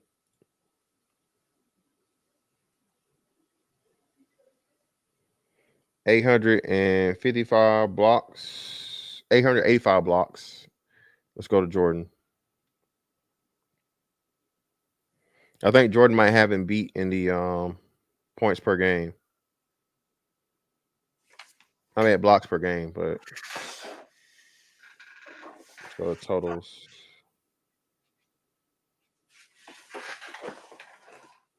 No, y'all right. Shit. No, 893. So second then. 893. So Jordan got 893. And Dwayne Wade got 885. All right, Shaq. That's still great, though. That's still great. Yeah, that's what I'm saying. That's what I'm saying. Like that's what I'm saying. Fuck your feelings. That's what I'm saying, bro. Yeah, Kobe played in both eras, bro. Yeah. Well, Dennis Rodman, we talking about two-way. I mean, again, you can argue. I will argue that easily that Dennis Rodman is the greatest defensive player of all time. Easily. Yeah, like it's not even like easily. That's not even close. Yeah. But we talking two-way players. So yeah, that pretty much sums it up, bro. Like I said, for one, Kobe had to fucking Scottie Pippen never had to guard Jordan other than fucking practice. I believe Dennis Rodman saved Jordan's legacy. I don't know about that, bro. You could have got somebody else to come in there and I got an argument. He was good, but I wouldn't I say got he an saved his argument. legacy. That's wild. I got That's an wild. argument for you though. I got an argument for you though. Go ahead. Okay, so when Shaq and Penny whipped that ass, right? You know why they whipped that ass when Jordan came back, right? Because the Shaq was so dominant that once the Bulls had to start double teaming, Shaq was hitting all them open shooters. Bam, that's how they got. That's how Atlanta took home. So when Ray signed Rodman, right? Then they didn't have to double team. They could just Rodman go 1-on-1 with Shaq, and they could just lock all the shooters up, and that's how they was able to. So because they were just too small. They were just too small with Shaq in the middle when they had Rodman. Hey, outspoken introvert. Everybody forget, bro. Fucking Penny ripped goddamn Penny ripped Pippen's pockets out too. And that fucking in that playoffs, what 95? Yeah, because 95 playoffs. Because of Shaq, bro. though. No, it was Shaq. But Penny, bro. Penny was getting off too, bro. Penny. Yeah. Let me look at that shit. Let me see Penny Hardaway. You see what happened though? Shaq was the cause of all that though, because you had to double team him, so that left the shooter open. Shaq was a monster. Oh yeah, most definitely. So once they had a double team, that's how Penny and all them shooters got them. That's why the next year when they got Rodman, they shut that shit down, whipped them, they damn near swept them. That's why I say Dennis Rodman saved Jordan's legacy. Because if Dennis Rodman don't be there, they can't beat Shaq and him. They can't do it. Shaq he's too much of a dominant player, and he's controlling the paint and getting like 35 and put your whole front court in foul trouble. No way. There's no way they was going to beat them unless they had Rodman. Rodman came and saved the motherfucking day. Let's keep it real. Yeah, for that series, Shaq averaged 24.3, 13.2, 4 assists, 1 steal, and 2 blocks. Penny averaged 18.5, 7.5 assists, 1.8 steals, and a block. Let me see. Pippen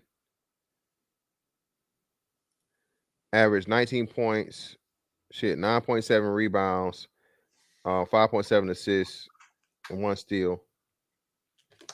And let me see, what was his percentage, field goal percentage? He shot 40. What did Penny shoot? And Penny shot 44%. See what was Penny's regular season? Was Penny's regular season that fucking what's the name? Let me go back. So same year.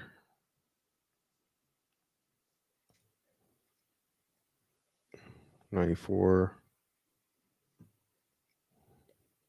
per game. It's per game.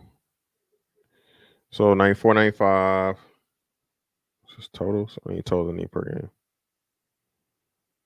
Yeah, 94, 95. So yeah, 20. He averaged 20.9. So he came down a couple points. Rodman was a factor, man. He was because he filled up that void that Grant Hill. I mean not Grant Hill, but Horace Grant. He filled up that hole.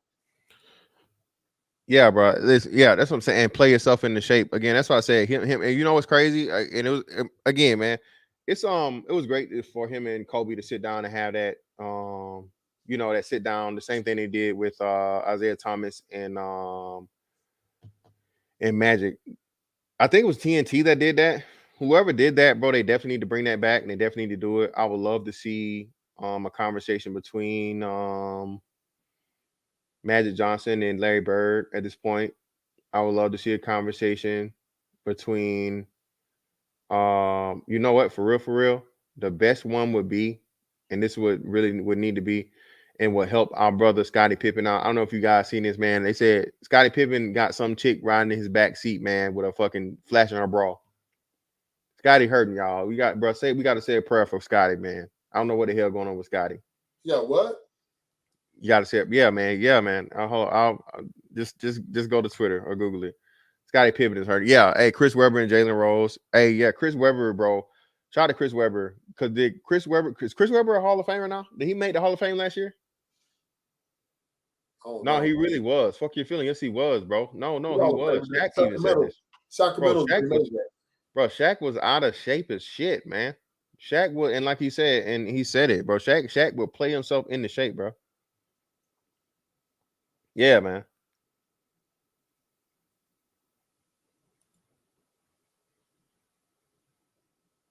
But Seminole, I already covered this, man. But no. Dame is not the answer, and Pat Riley knows it. I don't. That's why they're saying all this stuff about whatever, and Miami's not saying anything, bro. I don't want. Pat Riley knows that, bro. Dame Lillard's not the answer. You don't think At so? least him alone. No, bro. You don't need scoring. I think it's enough. No, it's not, bro. They didn't lose because of scoring. They lost because they were unable to stop. They're unable to stop the other team. Bam is too small. Bam, you gotta have somebody that's going to go. You gotta have somebody that's going to give Jokic enough work on the other end to where it's going to tire him out, bro, and it's going to wear him down. He's not going to be, bro. He got it easy on both ends. But at the same time, I feel like Dame bringing 25 points. Oh, he's not, bro. Yeah, bro. All right, so all right, so tell me this, right? Mm-hmm. All right, so let's go back to this series. We'll go back to this series. Yeah, they scored. Their offense was leaking. I'm gonna go back to this series, right? I'm gonna show you. No, it wasn't the offense. I'm telling you, it wasn't the offense, bro. Yes. Jimmy just can't bring it every night like that. Bro, it's not the offense. Again, hold on, give me a second. No, Denver didn't have no defense, that's for sure. No, that's not it. Let me see. I think it was it. I just think they outscored them. They have more talent on offense. Miami had the better defense, but they could match up well. So let me show y'all this right here. Try to Azrael. Oh, here we go. 1 second. Let me show you. What's up?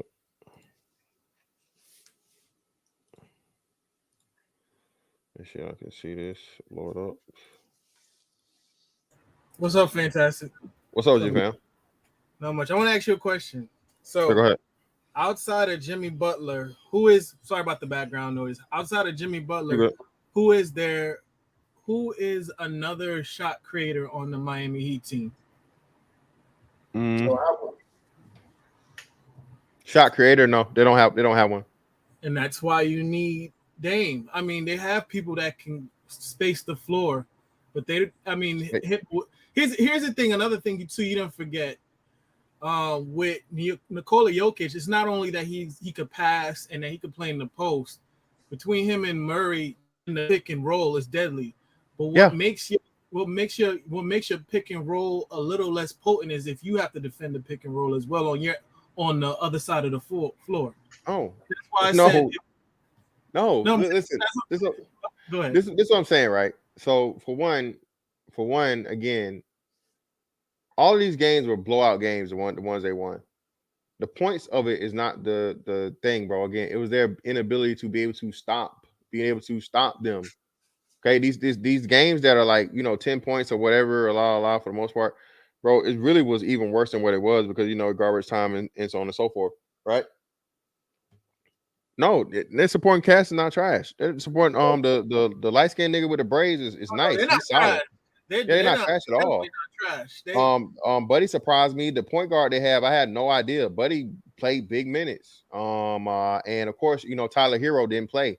So that's why I say the points is not a thing because I say if you had Tyler Hero playing, I think that adds another level of scoring to it, right? For that system. And you still lose, just don't lose as bad. What I'm telling you is bringing Dame into that system and Dame having to play and Dame having to learn to play, Dame's not gonna be that. I'm telling you, him being the So is Dame gonna be the number one option? No, I think so. No, he's not. But he doesn't have to be the number one option. That's what I'm telling you. He has to learn to not be. That's what I'm trying to tell you. That's what I'm saying. Bro, you gotta learn. You gotta learn that. Just look at James Harden. Look at James Harden, right? James Harden went from Houston and he went to Brooklyn. And that first shit was horrible. Those are two different players. I mean, I hear. Oh, it's the same dynamic. It's two different players, but it's the same. It's the same dynamic.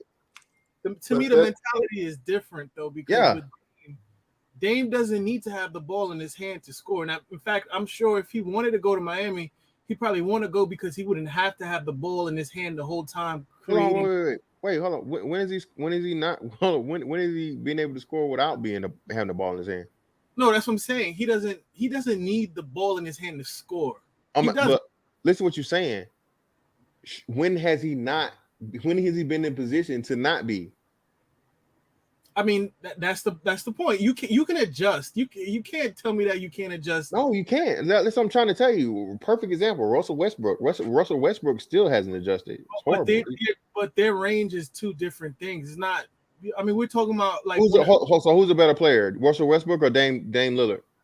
I'm talking in terms of shooting. No. Answer the question. Overall, who's the better player? At this point in the game, right now, currently, I'm picking Dame, man. Yeah, right now I agree with you, Dame. But we're saying Russell Westbrook. Let's say even Washington Wizards, Russell Westbrook is better than Dame Lillard, bro. I don't know, man. He's averaging triple-double, dog. I think, and their team made it to the playoffs, and I don't think Dame made it to the playoffs that year. No, but here's the thing: there's several factors going into it, right? No, Dame, what factors? I'm telling you, Dame on the Lakers right now. If you would have subbed him in for Westbrook, they would have worked flawlessly. You can't have two dominant. No. Well, I agree with that. I'd agree with that. We're not talking about the Lakers. We're talking about him going to. If you ever notice when they play, when Westbrook would play on the Lakers, they gave him so much space to shoot the ball because he doesn't have a consistent jump shot, is what I'm trying to say. When you're a great scorer, or when you're a great shooter, I should say, and we gotta admit, Dame is like top 10 right now in terms of shooting. Period. Like his shooting, hands down. What I'm saying is, if you're a great, like a Durant is, yes, he's known for having the ball in his hand, but Durant can shoot off the dribble.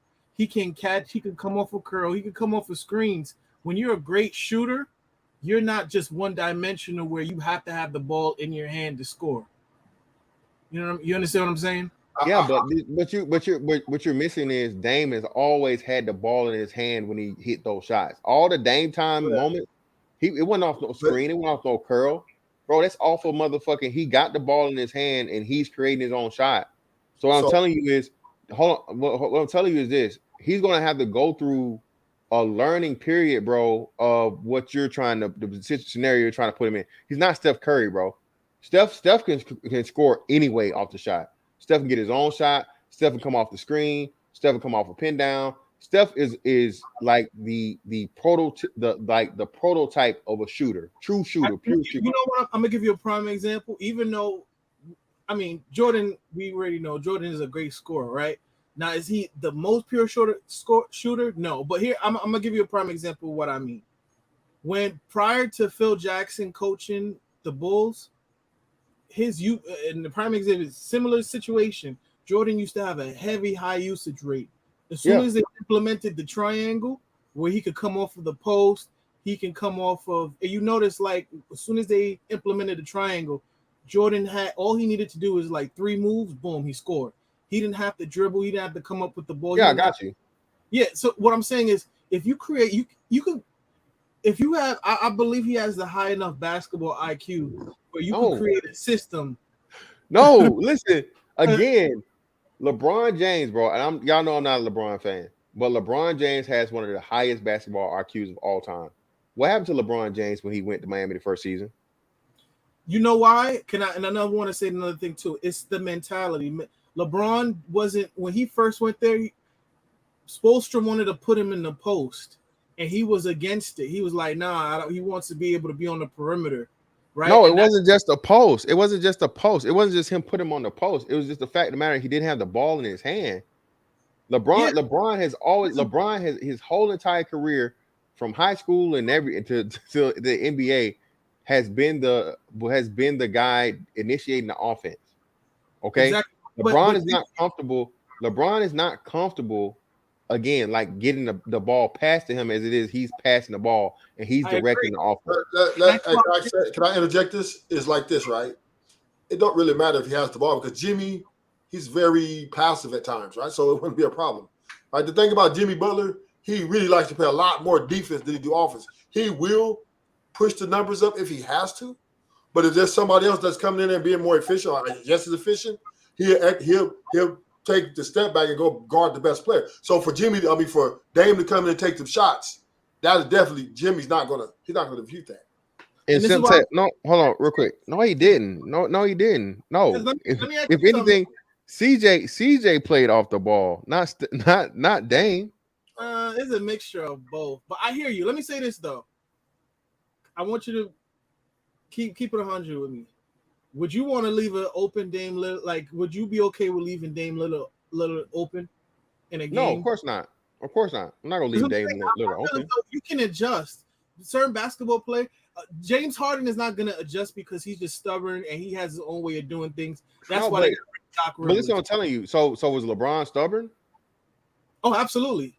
Oh, all right. absolutely. So that's what I'm trying to tell you. So when you go from being a guy, that's what I'm telling you. Dame Lillard has been the guy his entire NBA career, bro. Or I won't say his entire NBA career. Second, like his sophomore season, the second season and beyond, Dame Lillard has been the guy. Okay. And that's a long time. What season? Y'all help me out. What season is this for Dame? Like what? Season 13 or 14? Something? Yeah. 12? But 32. I want to say this though. Players like a LeBron, they act like in the media they want to coach, but they don't. Yeah, I agree. You're right. Yeah, you're exactly right. The LeBron always, I love to play for Popovich. I love to play for whatever, all this shit. Like, because another thing, and the funny thing is, this is how you know it's bullshit with shout out to Fatty, man, for the 8. Appreciate you, brother. Legend never die. 824, most definitely. This is how you know it's bullshit with LeBron.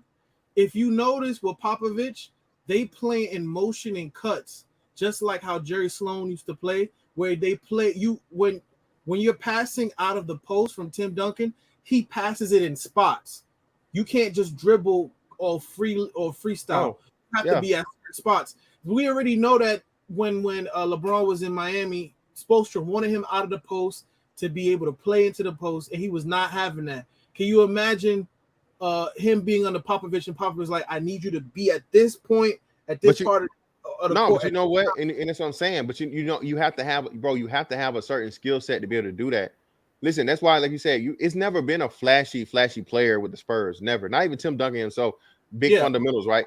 Even Tim Duncan was extremely, he's extremely efficient and extremely skilled, but not flashy. Even Kawhi. Look at Kawhi. Everybody talk about how good Kawhi is.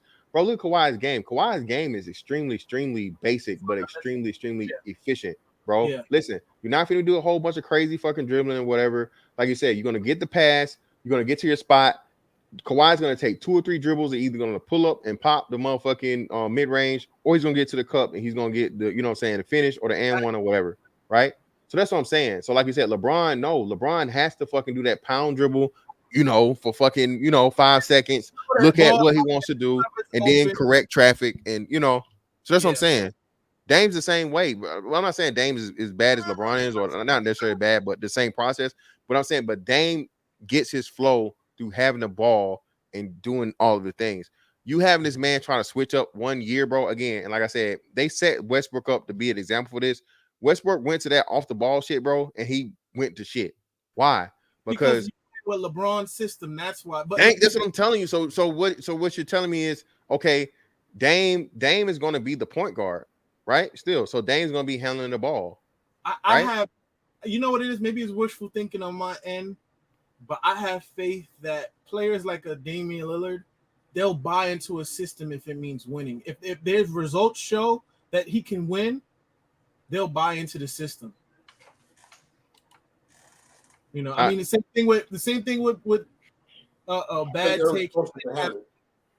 No, that's what I'm saying. They did have but here's the thing. This is why Simp takes. You got to think about it on the basketball analysis. You can't have 2 slashers. No, yeah, that first Simp takes on that first season. He's correct. They didn't. They had horrible space in the first season. That's why shit didn't work. LeBron, like I said, LeBron did not know how to, like I said, he had, and Dwayne Wade talks about, bro, how they no, my bad. Who was it? I think they said Shane Battier pretty much taught LeBron how to fucking play defense or some shit like that, or how to space or how to space the floor. LeBron didn't, bro. Again, LeBron James, I would like to say, and it's no disrespect, again, one of the most talented basketball players that ever touched basketball. But LeBron James, talent level always superseded like his actual knowledge of basketball. Okay. Yeah. Because like that's the reason why he plays one way and one way only. That's why he done like you said, no matter how much he talk about how he loved to play for Popovich or any of these fucking legendary coaches, bro, he can't play for him because again, that would take him away from where he's comfortable at. The Eric Spoelstra year, and like I said, them getting embarrassed by fucking JJ Barea, JJ fucking Barea in those fucking finals, their first finals, says everything. Yeah. And you know, huh? I don't think that was embarrassing. Oh hell What? yeah! It's a fucking what do you mean? Too. Yeah, To me, team, man. Bro. To me, I was gonna say that better continuity at that time. Bro, he got outscored by JJ Barea. And Jason Terry, who was like, Yeah, Jason Terry. And this is why I say you can't that alone. He can never be in a comparison. Yeah, never. You can never put him as a number one, bro. You cannot take that L. You cannot take that fucking L to you cannot take that L, dog. I want to ask you, Rufus Truth. I want to ask you this. You cannot lose to that team, and especially like that player, and be like the fourth best player in that series and claim to be the number one player of all time. You just can't do it. That's why I disagree with you, Mr. Fantastic. No, but let me ask you something. Because that was their first year together. So what? Sometimes bro, it takes years. No, you can't use that excuse. That's a straw man argument, bro. Who you think the better team was? Who's a better talented team? Was a better talent? Hold on, wait, let me ask a question, because I'm not talking about Chicago. I'm talking about Boston. First year of Boston of KG, Paul Pierce, and Ray Allen, right? Yeah. They won a championship first year. Yeah. With a shitty ass coach, with a horrible coach, a very overrated fucking coach in fucking Doc Rivers. Okay.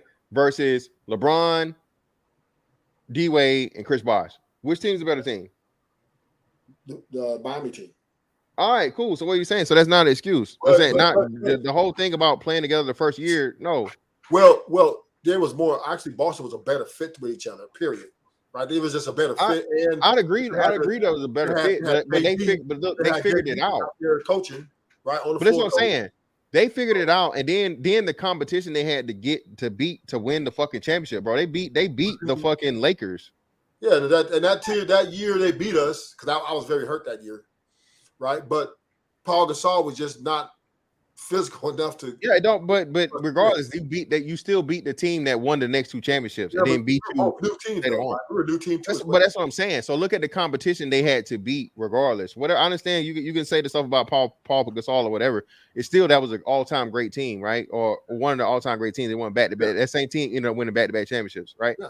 So what I'm saying is, you take that, right, versus who they had to beat, and they got it figured out in first season, which again, Eric Spoelstra is a 10 times better coach than fucking Doc Rivers is. I don't know why or how Doc Rivers gets all this credit, and he's a horrible fucking coach, but it is what it is, right? Blew so many leads, man.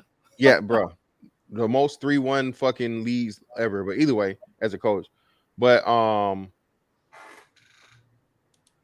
that team beat the Lakers first time up. Older guys too. They were much older than LeBron. LeBron, what's name were in their prime, bro. Yeah, they was on their last leg.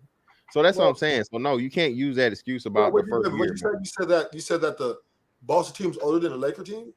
No, they were older than the Miami team. Yeah, they were way older. Yeah, Boston was older than the Laker team too. But yeah, but that's something. Either that further helps my argument. So that's what I'm saying. So you no, because experience Gasol and Bynum, I don't even think we're 30 yet. No. You. But either way, still the point was, like I said, that whatever it was, they got it figured out. You had older guys that you know what I'm saying came together and got it fucking figured out. Those main three guys versus the better team, the better talent, but when they rematched, and the better coach. When they rematched, right, the Lakers took it to them. Yeah. Okay. They had to. Same team. I remember that day they won it. I remember my mom's bike got stolen by some crackhead in the neighborhood we were looking for. But I remember watching that game, and they had to work for that shit, man. The first quarter was like 15-16. You know, like and it was a bloodbath.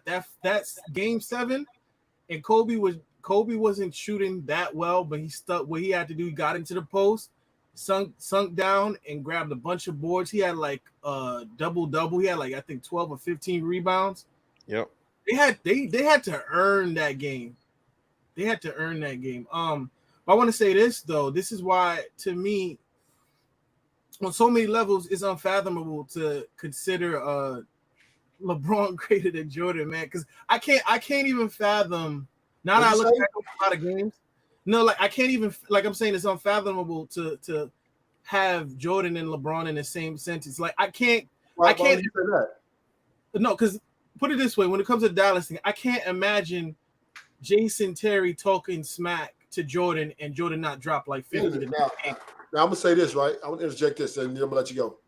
Don't forget, Jordan got smacked around by Penningham, a way much younger team. Don't forget that. Next year, don't forget, it doesn't matter. He got smacked.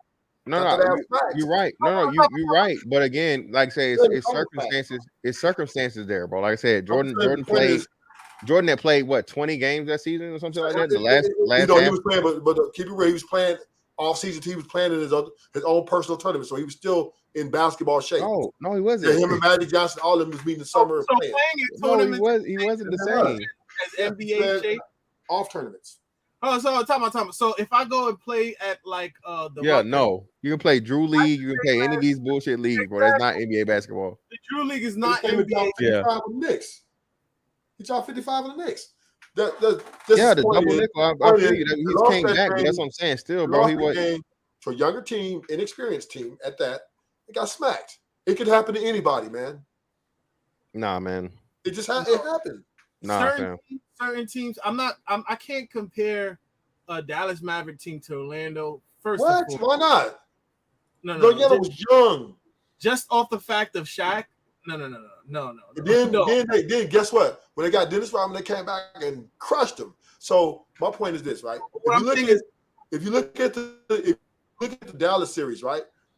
Yeah. That was Miami's first year in the finals playing together. I'm not saying that I'm giving them all excuses. Well, they played shitty. Okay, at the end, they played shitty. They got into their own head. The Eagles got in the way.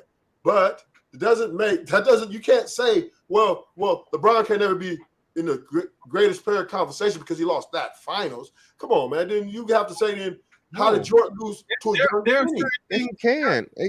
Bro, again, I just looked at, bro, listen, bro, Jason Terry outscored LeBron James, bro, in the fucking finals. He had 18 points a game. LeBron was a third, bro. Chris, I didn't even know Chris. I thought he was like second. Bro, he was third in the finals. Okay. And he went from just like a series like before that, like probably, let me see. LeBron James averaged 17.8 points per game, right? Exactly. In the fucking finals. Okay. Can you imagine Jason Terry or just Deshaun Stevenson? Yeah, like come on. Talking back to Jordan and Jordan not popped them with another with like 45. Yeah, I remember when and to me one of the best games I've ever seen was when Jordan played Charles Barkley in one game. I think it was game 3. And it went into like double overtime, and the Bulls lost. Next game, Jordan came back and dropped 54 on them. Like to me, there was you always hear about older players saying not to take Jordan off. Hold on. I say yes. Let me give you the rest of this series, right, for that same year.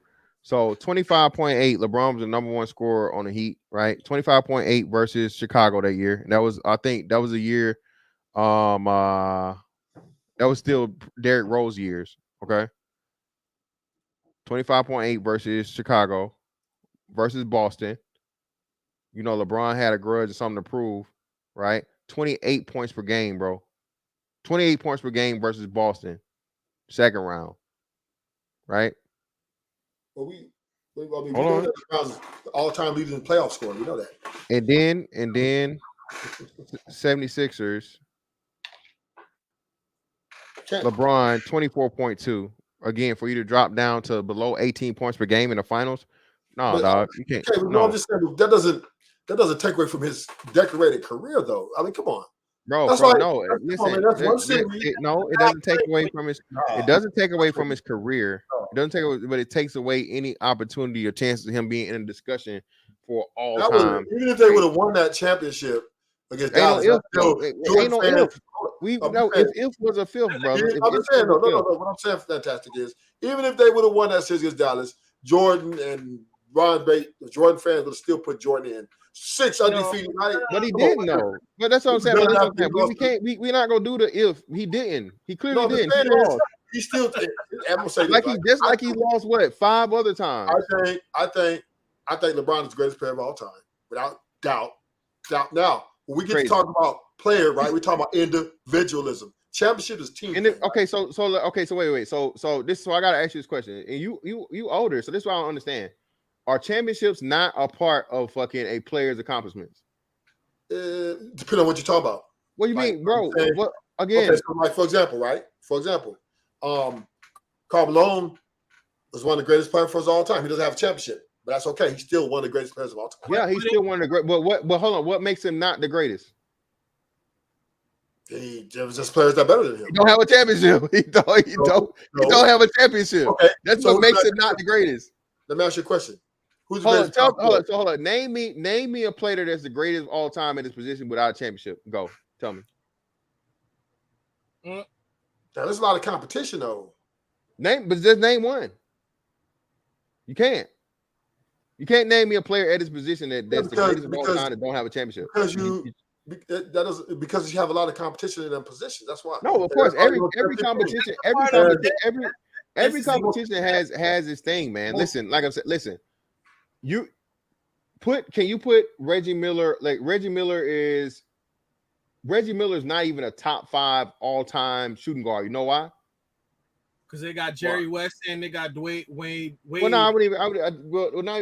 Even Jerry West again. Yeah, like I'm saying, yeah, again, and I think Reggie might have got 1 scoring title. I think Reggie got 1 scoring title. I'm not sure, but Reggie was a great guy, right? And even let's take Reggie out of it because Reggie's what's name? Okay, Clyde Drexler, right? Drexler has 1. Drexler has 1 or 2 rings. Drexler has 1 ring. Yeah, he only got 1. Yeah, he got 1. Yeah. Okay. Who's better, Drexler or Wade? Wade. All right. Why? Because Wade's just better talented wise. No, I don't know. I just talent wise. No. Prime for prime. Pound for pound, he was a better player than Prime for prime. Drexler. Prime Drexler was a motherfucker. But Wade, hold on. Wade, let's look at Dwayne Wade. Dwayne Wade was a better defensive player, hands down, just like we had. And his offense was a tad bit better than like Clyde was decent, and maybe so where Dwayne runs away with his defense. Yeah, but still, again, he at the end of the day, man, he got more championships, man. Got more rings. Again, all right. So who's better? Let me see. Okay, AI. Is AI better than Drexler? No. Yeah. He's not. Yeah.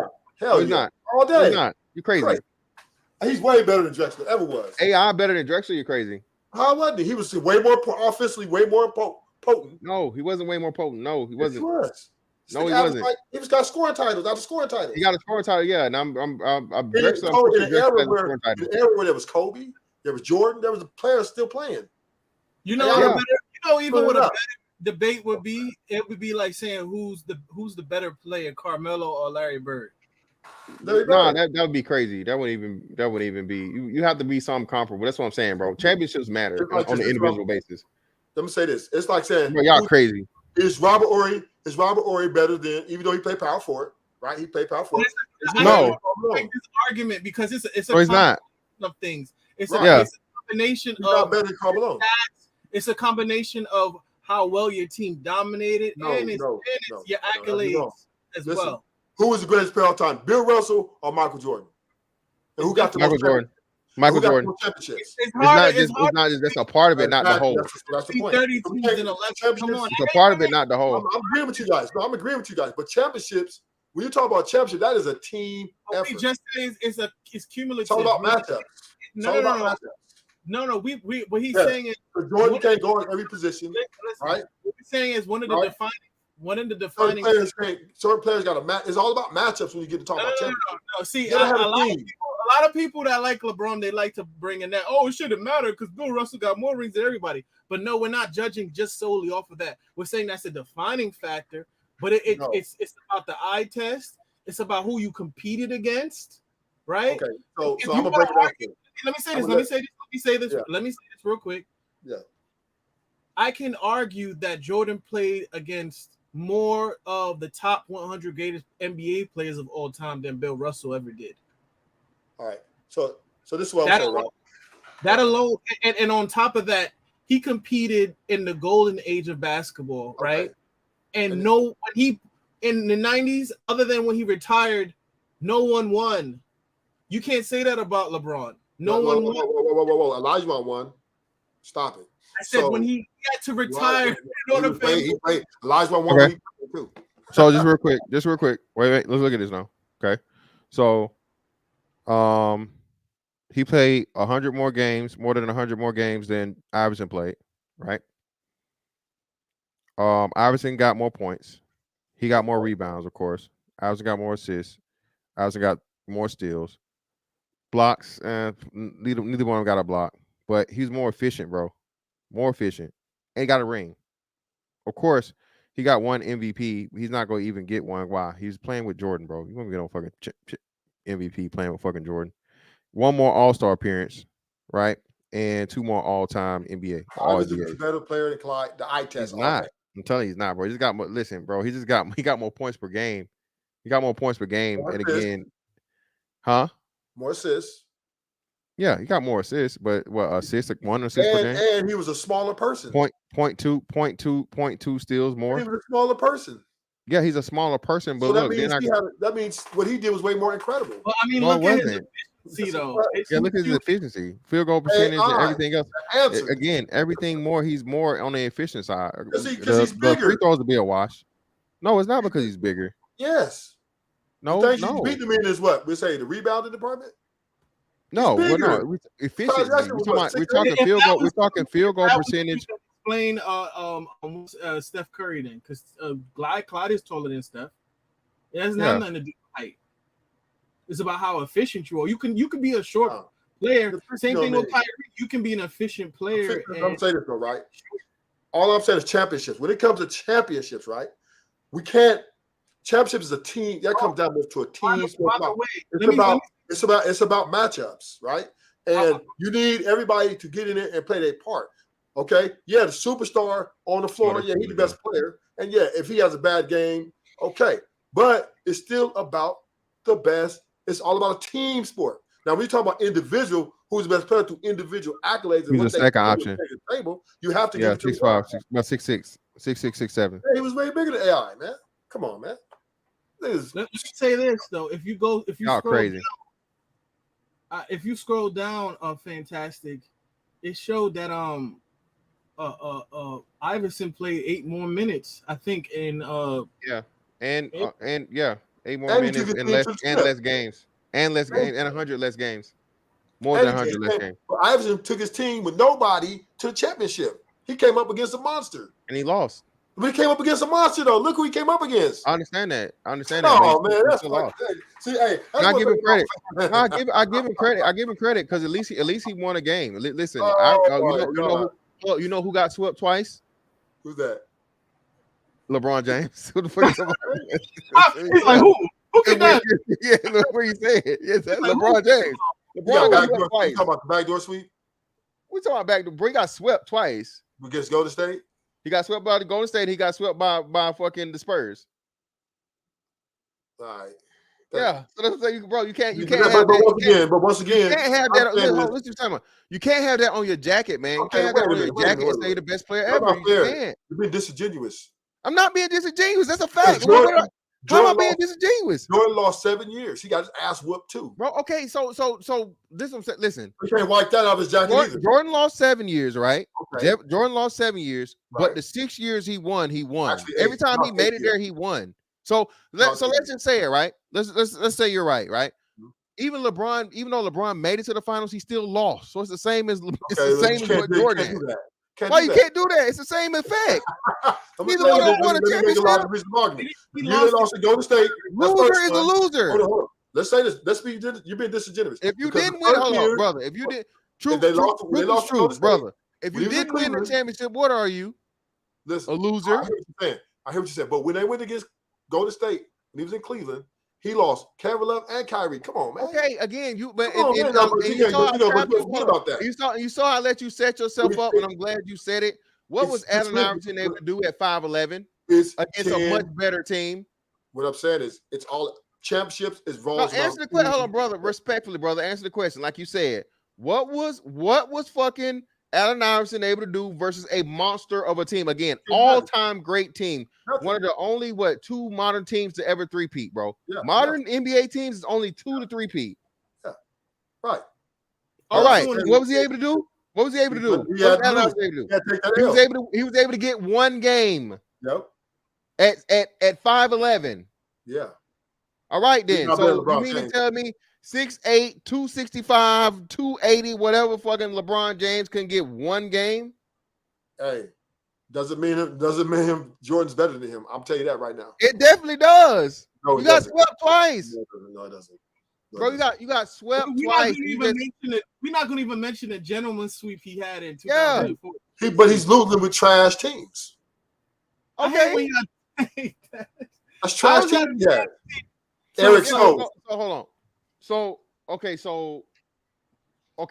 he got a trash team, but he made it to the finals. Yeah, because he's just that good. Okay, so Olajuwon didn't have a trash team? They got a really good team When? when they won it. The first year? And the second. The first year. Yep.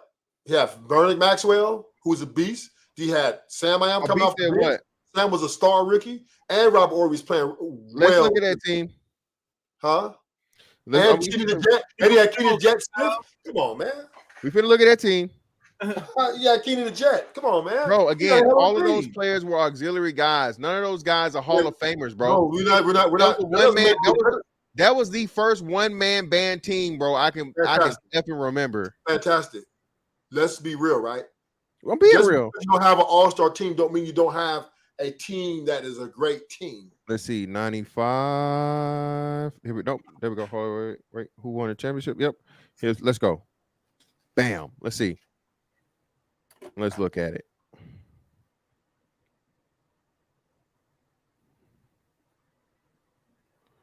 So per game, bruh. Oh my God.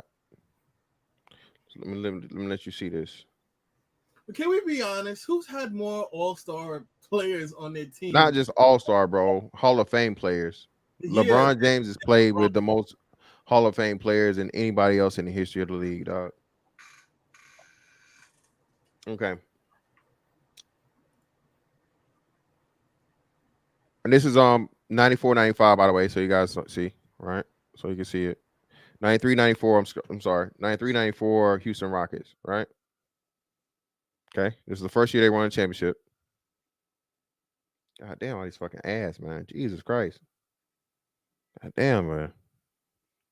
All kinds of fucking malware and shit on my computer. Now look at Hakeem Olajuwon, bro. Hakeem Olajuwon, 27.3. Next closest person, bro. 14 points per game. Vernon Maxwell had 13 points per game. 10 points. We'll give Robert Ory. Kenny Smith is 11 points. And who is this? Chris Gent. I don't even, who the fuck is that? I don't even know who that is. Who is Chris Gent? Does anybody know who Chris Gent is in the chat? Mario Ellie, 9.3. Sam Cassell had, bro, 6.7 points per game, dog. And let me see assists. Let me look at the assists. He didn't have that much assists. 3 assists? You talking about Sam Cassell? Really? He was a backup point guard. Okay, but still, that's one of the people you name. Who is this though? Who the hell is Chris Gent? You know who Chris Gent is? I don't know. I don't even remember this person. Cassell might be an all-star. I mean, he might be a Hall of Famer. I don't even remember this person. He might be a Hall of Famer. I doubt it. No, he's not. None of these other people are fucking Hall of Famers, bro. Even Robert Ory should be a Hall of Famer, but they might give it to him after he goes see Uncle Charles. Okay, Robert Ory has fucking 7 championships, and you know when they go give him his motherfucking thing once he in the motherfucking grave.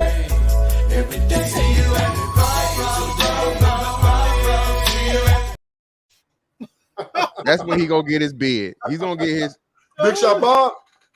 yes. After, thank you. All role players bro. Again, that fucking team, bro. But he got more You rings would than say Tim Duncan, today though. trash players, dog. And that's no again. You know what's And crazy, Robert though? Horry. Robert Horry is actually, like I said, I make this argument that Robert Horry is the greatest role player ever because the dude's never been more than a role player. People like to I guess like call Scotty a role player, which no, he wasn't. Scotty Player was a tandem, part of a partnership. Like, no, bro, that dude was that dude could have went somewhere else, and he actually did. They just didn't do anything, but he went somewhere else, and he was the main guy. Okay. Olajuwon took nothing but role players, bro, to the fucking finals and won. Okay, beat a much more talented team, beat the younger team, destroyed them, swept them in 4. Okay, that's what I'm talking about. That's greatness. You tell me if we was to compare. Let me see. Hold on. Let's see. We can go back to the comparison and we compare teams. And then not only that, they swept the Shaq, man. Like, that's what I say. He swept the better team. That's what I'm talking about. So hold on, we gonna do the comparison shit again. Imagine beating, you didn't even, they didn't, it's not like they beat Penny and Magic in like 6 games. They swept them, man. Like that's impressive. So back to the point, right? This is why I said, and I'm gonna say this, and then y'all gonna crash me. I think LeBron James is the greatest player because in his position, the things he did, an all-around player, he is the greatest player all around, all time. Jordan's a great scorer. I give him that. Great scorer. He'll get you buckets. Good defense. But LeBron was the dude all around. And he been to 10 finals, man. With garbage, maybe a couple great teams, one great team really. Then everything else after that was average and below. So I give it to LeBron James for the and he's an all-time leading scorer. So that means he was getting buckets. A lot of finals too. You know who's been to a lot of finals? Who? The Bills, the Buffalo Bills. How many championships they won? You remember those teams? None. Okay, then. What you talking about? And know what? People just know them for going multiple times. It's different in basketball, though. It's different in basketball, right? Because we're talking about the LeBron James, the teams that he was carrying up in there. Like, look, when LeBron took that championship, and him and Kyrie took that championship from Golden State, when they would have put Durant on that team, right? That was a monstrous move. Now, here's my thing. I don't hold a monstrous move, Durant, man. Him losing to Durant, struck fear in all their hearts. I don't hold that against LeBron. I'll be honest with you. What I can hold LeBron against is losing in 5 games to the Spurs after you beat them in 7 games the year before that. And that Dallas is an indictment on his record. That is a tarnish. See, that's fine. That's fine because everybody wants to take the Orlando Magic when they whipped Michael Jordan. They don't want to put that on there. They don't want to put that on Michael Jordan's. Oh, well, we don't want to. That's a different situation. They're a younger team too, but we're gonna lift up on that. But it should be on Michael Jordan's jacket too. How you let some young punks come in and run you? Listen, how you gonna let some young punks come run you? Jordan wasn't passive with the ball. I mean, you can't. That's my point is. See, this is what what's crazy. With LeBron fans, they'll compare Jordan playing. Man literally played like 20 games coming into the playoffs. That's and compare that to LeBron playing at an MVP level for like a whole year.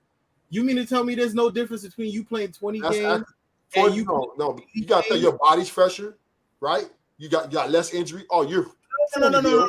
So you have an advantage actually. You know why? Because when you play in different sports, there are different muscles that are being used. This is not a matter about fresher. I can go and play football for 5 days. You can't tell me that the next week when I play basketball, I'm just going to be automatically fresher. No, I might. There's just certain muscles that are not going to be used, of course. But when it comes to my body, my body is still at a different level. There's certain muscles that weren't exercised. You understand what I mean? There's certain tendencies that you got to gain back, certain reps that you got to remember that comes back to muscle memory. You like, for example, if I'm Tom Brady and I'm throwing the ball 500 times a day, you can't tell me, oh, as soon as I play basketball the next week, oh, you fresh. Okay. You no. Well, you know what I mean? It doesn't make just to rebut you, right? Here's what I'm saying. Jordan and them had enough games. You understand, Jordan was also playing in a private league with Magic and them off He had a private NBA league. He was in. Okay, he was staying in touch the whole time he was out of basketball. He was still playing against at least great players who with a lot of experience, right? And then, so when he came in, he wasn't far away out of shape. So about 10, 15 games, boom, he's ready to go. Because he's still taking his reps. As long as you take your reps and you've been playing all your fucking life, right? It ain't like he had to go in and learn a new skill. He played all his life, right? So is this, right? He lost. I'm gonna tell you why they lost that series, right? They lost that series because it was just a bad matchup for them. Do you understand that? How was it a bad matchup if they beat them the next? I'm gonna tell you, Shaq was too big.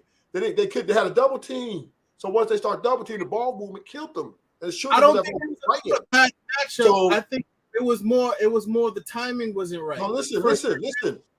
They went and got Dennis Rodman, right? Once they went and got Dennis Rodman to sew up that middle, there was Gucci.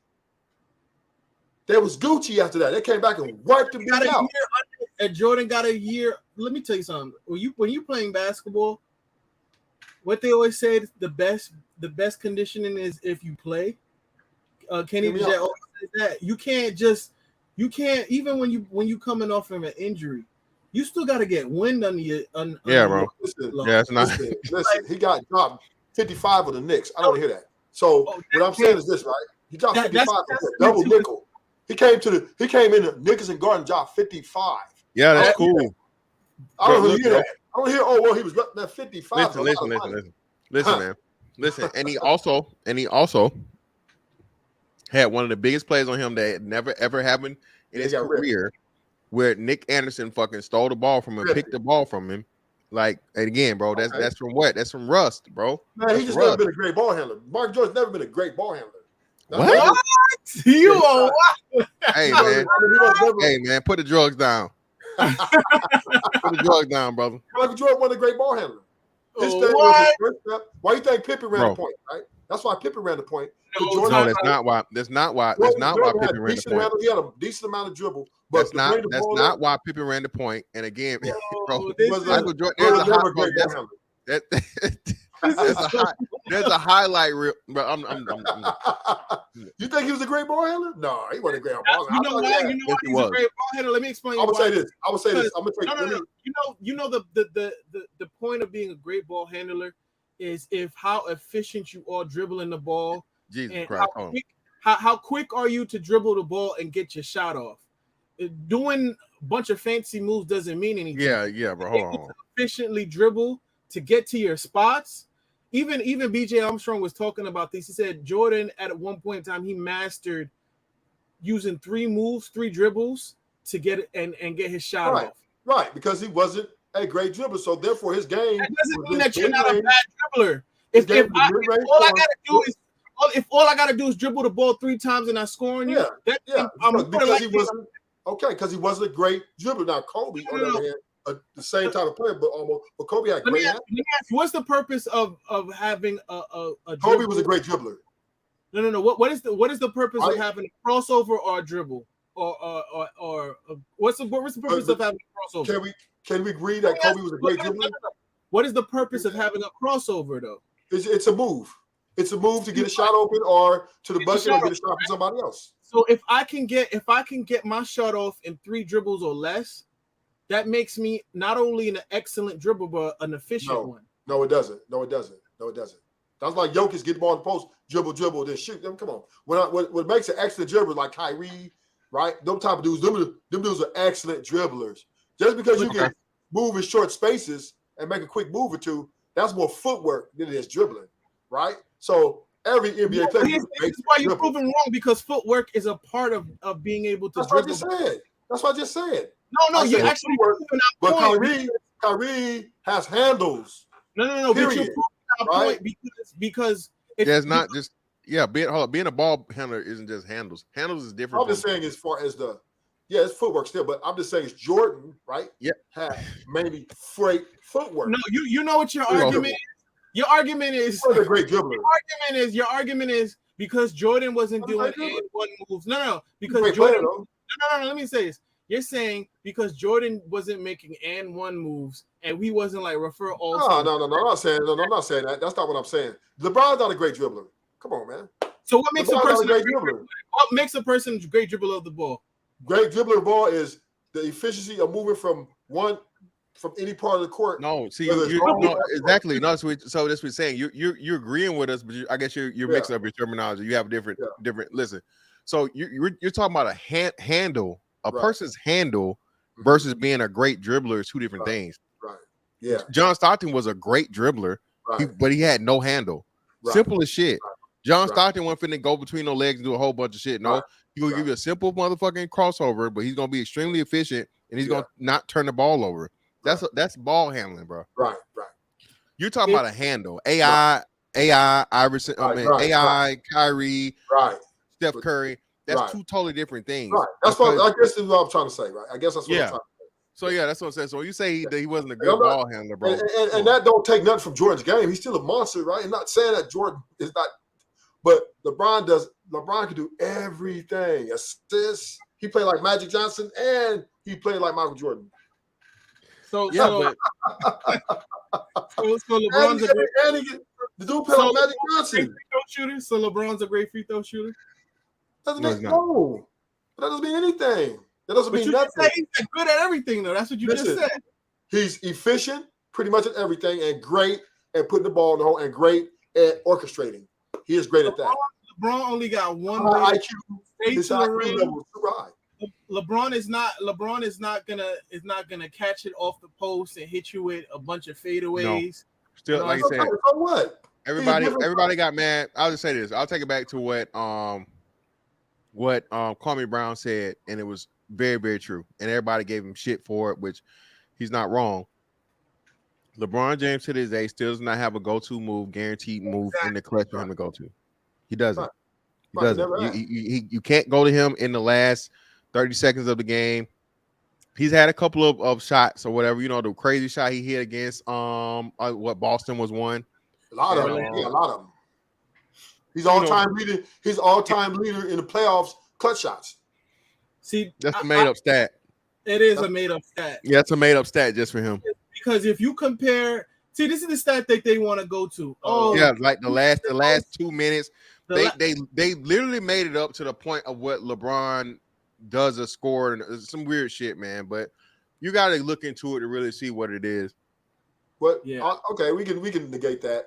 But we just saying that Jordan is my guy. I want to be like Jordan, right? But how the correct way to play basketball was LeBron James. He is the textbook. Technically, LeBron has a higher turnover rate. He's a textbook. Yeah, I just looked at listen. LeBron is textbook. Jordan's highest turnover season was his first season. His first season, and what am I bad? No, I'm sorry. 3.5 and 85, and then he had 3.6 in 89.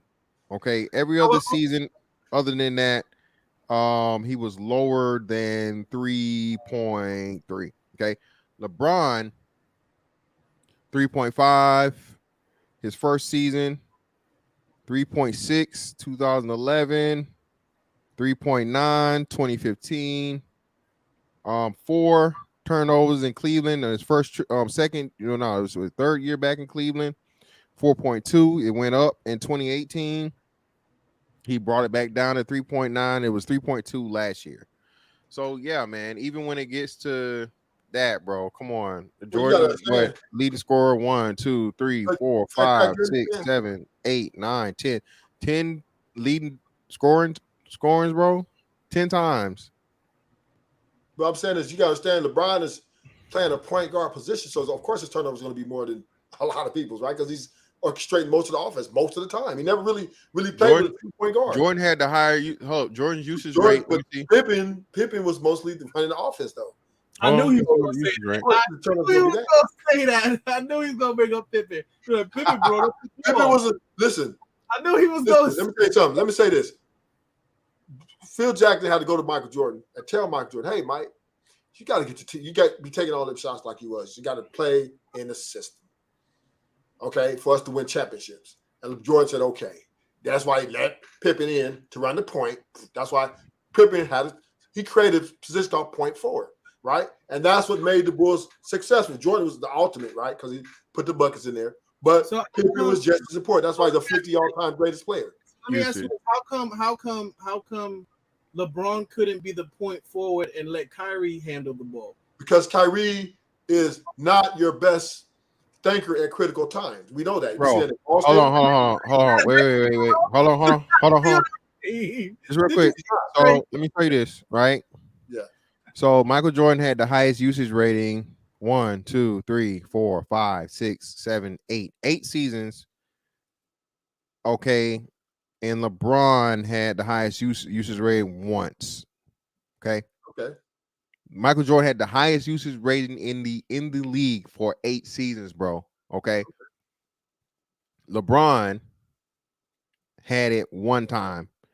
And let's see, LeBron's highest usage rating is 33.5.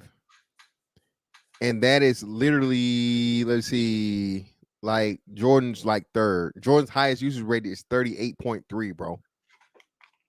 Okay. Jordan's usage rating, highest usage rating, 38.3. Okay, so was that his first 7 years, first 8 years, 7 years? Yes, it was. He had a 38.6. And he was scoring all the fucking points. He was a ball hog. All right, so now you're gonna take it away from him. He still wasn't turning over the ball that much. That's what I'm trying to say. Because he wasn't passing that much, nigga. All right, so you still, but that's even better. So even if you're not passing, that means you have to have a handle to be able to get to the rack and not turn the ball over. I'm not saying he was I'm not saying Jordan couldn't dribble. I'm not saying all that. Don't make it extra. Well, all I'm saying is this: Jordan was a first step genius, man. He get that ball, he's banging to that rim. Could nobody stop with a mid range? Sick mid range game. Give him that. But all around to run, Jordan did what no one else could do, and that was to score at a clip where it was very exciting and it was very fashionable for basketball at that time. Jordan changed the fashion of basketball. Not just fashionable. He made it look pretty. He made it look pretty while he dropped 40 on your ass, right? And that's where the cachet of Jordan, even though it was bad for basketball in a lot of ways, right? Because a lot of kids would pass the fucking ball even though they weren't like Jordan. But they saw Jordan shoot bad shots, but he would make them. These guys were trying to emulate that. But hold on. No. And it fucked basketball up. But he was efficient, bro. Jordan's rookie season. I'm not saying he wasn't. Well, hold on, wait. Let's just hear it out. Like I said, Jordan's rookie season, bro. All right. He averaged 51.5%, bro. 51.5%. All the way up to dunks. Well, that's efficiency. Like I said, and then have that same argument with he got hurt the next year. He came back 48%. His fourth season, 53%. Fifth season, 53%, 53.8. Yeah. Sixth season, 52%. Look, bro, he's scoring he was going to the rack. So still, he had to be able to get to the rack. And he could jump out the gym. Okay, he still had to be able to do it. And then you got to think about it. No other player at his position are of those can match his athleticism. So that was not a problem. So no. Clyde Drexler, again, remember, hold on, young fella. Hold on now. Clyde, the reason why he wasn't drafted was because of Clyde Drexler. The reason why he wasn't drafted by Portland, which again, that Portland is cursed. Was it because of Clyde Drexler? Was it because of Clyde Drexler? You got it wrong. It was because of Clyde Drexler. No, he took the center. No, and they say they took the center because they didn't feel like Jordan was going to be. They said they didn't want to have two Clyde Drexlers on the same team, bro. That's documented. You know, it's crazy. Clyde Drexler said he wanted Jordan to come on to the Blazers, though.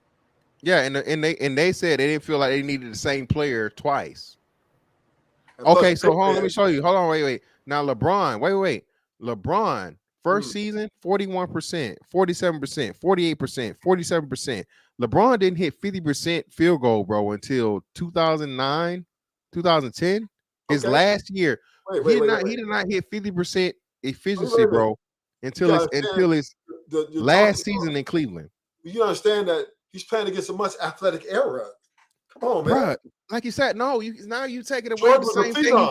Hold on, wait. No, like you said, most of LeBron's points was to the basket dunks, bro, and running niggas over. was greater in LeBron's era than it was in Jordan's era. Jordan was a phenom. Okay, so therefore he's getting to the bucket. Ain't too many people able to get up there with him. But LeBron came in, there was dudes able to get up there with him and make him change. They were fucking tackling Michael Jordan. They was fighting him in the air. Detroit Pistons, that was it. No, it just wasn't. It wasn't just the Detroit Pistons. Oh, you mean one that got documented? The next one. That's why they made the Jordan rules, Steve. I'm from New York, bro, and I have people, family members, and people that I'm cool with that are older than me. They said the Knicks back in the day were thugs. They told me that. But Knicks was a different animal. Detroit was the only one that was literally throwing this dude to the ground. I couldn't understand it. And I didn't like that. I thought that wasn't basketball. I thought that was trash. I thought Detroit was some trash for that, right? That they had to no. I think hurt this man to try to stop him. That was a bad look on that part. The three most physical teams that Jordan faced was the Pacers, the Knicks, and the Pistons. And another thing too, you can't even in Jordan's era, right? There was you can argue that literally he had to go up against and he always had two. I would say two of his teams were all in his division were always in the playoffs. Who? It was either the Pacers or the Pistons or Cleveland. Okay, right. So yeah. So, no, that point being that Jordan in LeBron's era, it wasn't like he was. If you it was literally the same central division, other than Detroit when he was younger. There was really no other team that was competing with him like that for the top spot in the division, let alone the conference. But you had no. But the Pacers individual performance. LeBron was an all-around fucking player. When we're talking about competing against teams, we're talking about individually measuring up. Just 6'8", 260, able to run the point guard and go in the post and be dominant if he wanted to, was uncomparable. No, and he's all-time leading scorer, man. All time. And he wasn't even a shoot first type of guy. How long it took him? How many years to pass Jordan? He was not a shoot first. LeBron was a pass first type of player. We can talk about miss. He's not a pass first guy. LeBron's not a pass first guy. LeBron just is a solid passer, and he would pass. And again, for him to be efficient and him to be comfortable and to play to his strength, he needs a team full of shooters. Okay, preferably spot up shooters, right? Yeah. And people that he can kick to when he drives to the lane, right? And he sucks the defense in. Pause, right? But that's what I'm saying. Yeah, man. Listen, and of course, I would say never shoot because he's improved. LeBron's definitely improved his jump shot from what it was his first 4 or 5 years. His first 4 or 5 years in Cleveland, he had no jump shot whatsoever. Horrible, terrible. But those years when he started having the I say by his the second year when he got past the Pistons and then he started having a rivalry with the Celtics, he had a solid the Celtics. He had a solid way better jumper than what he did. Now, this is my thing. My point is, out of all the shit or whatever, I don't know how and why LeBron never worked out with Melo. Had LeBron James, now I'll say this. Now, this is a crazy take, or maybe I don't even say this is crazy, but I'll say if LeBron James had a Carmelo package, I would concede he's the best player of all time. Hands down. If he had the offensive repertoire of Carmelo Anthony. Oh, okay, yeah. If he had the offensive bag that Carmelo had, even with all the shit that he's lost and whatever, with his ability and skill on the offensive end, combined with his peak years in Miami for defense, even though he was a little overrated, but still, you know, he had solid defensive years, right? In Miami. I would entertain the argument of him possibly being the best player ever. But again, due to his limited bag, okay, due to him not being as gifted as he is, being having as much success as he had and having all these different things, and him leaving so much on the table, I can't, man. I just can't. That's far-fetched, right? When you're are dominating the league like him. I mean, like, what do you mean? He don't need all that stuff. He's just going. No, you do. Well, and hold on. And you saying that is why he and that's why he lost more finals than he won. No, he lost finals because he didn't have the teams either. No, again, you can't use that as an excuse. There's only one good team he had that. Okay, we can question. Well, that was the Miami Heat team that year, right? Other than that, the first time he went with Eric Snow and all them bums, that was not going to be those Hall of Fame. What was the excuse? So what was the excuse when he lost to? So what was the excuse when he lost to KD and the Warriors? That was man. That man, was what? Lethal man, shooters, what? man. He didn't have enough talent. They didn't have enough matchup. It was a bad matchup, man. Oh, so he got beat at his own game. Can match up with that team, man. So he got beat at his own game. What you mean? Stacking your team up. Different style. They have different style playing.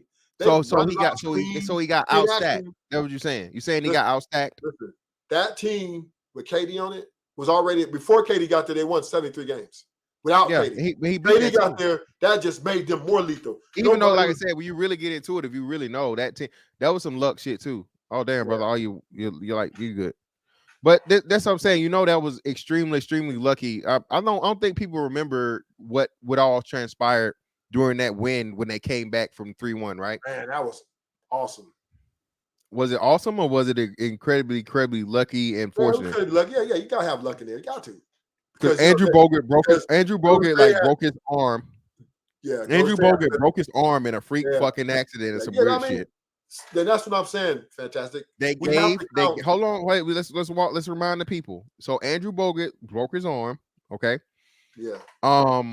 Draymond Green got a post-game suspension of a phantom nut punch, which he never actually connected or even touched LeBron.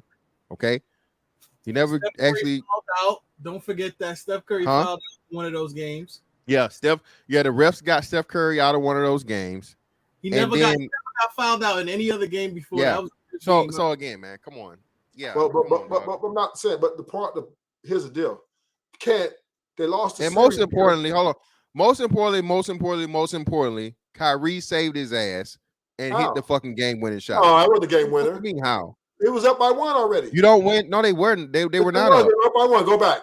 They were not. That shot. Yes. No, they were not. They were not up. Yes, they were. When he hit the shot, they made them up by 4. No. Yes. No, they didn't. Yes. You can bet that up right now. Listen, go back and look. It was already. I know, bro. I don't have to go back and look. He just extended the lead. That's all he did. The game was tied. No. Yes. It was one. Or they was no. It was either tied or the what's name was up one. Either or it was not. It was up one. Kyrie hit the shot. No, they weren't.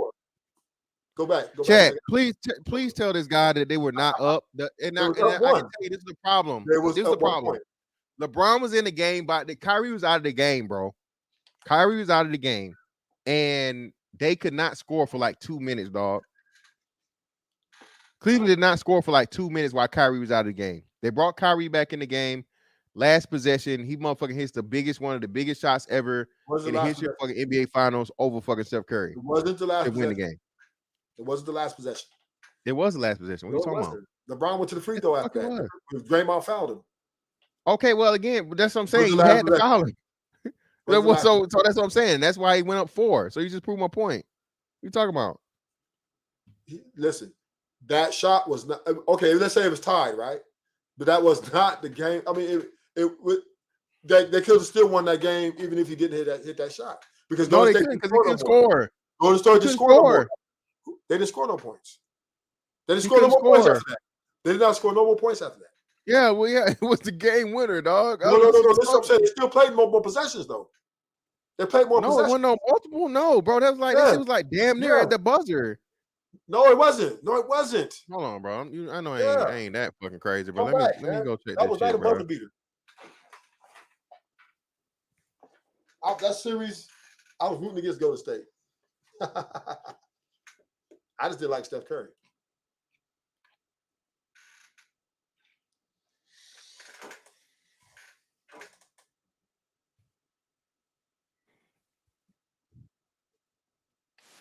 Okay, 89, like I thought. Tied. The game is tied, bro.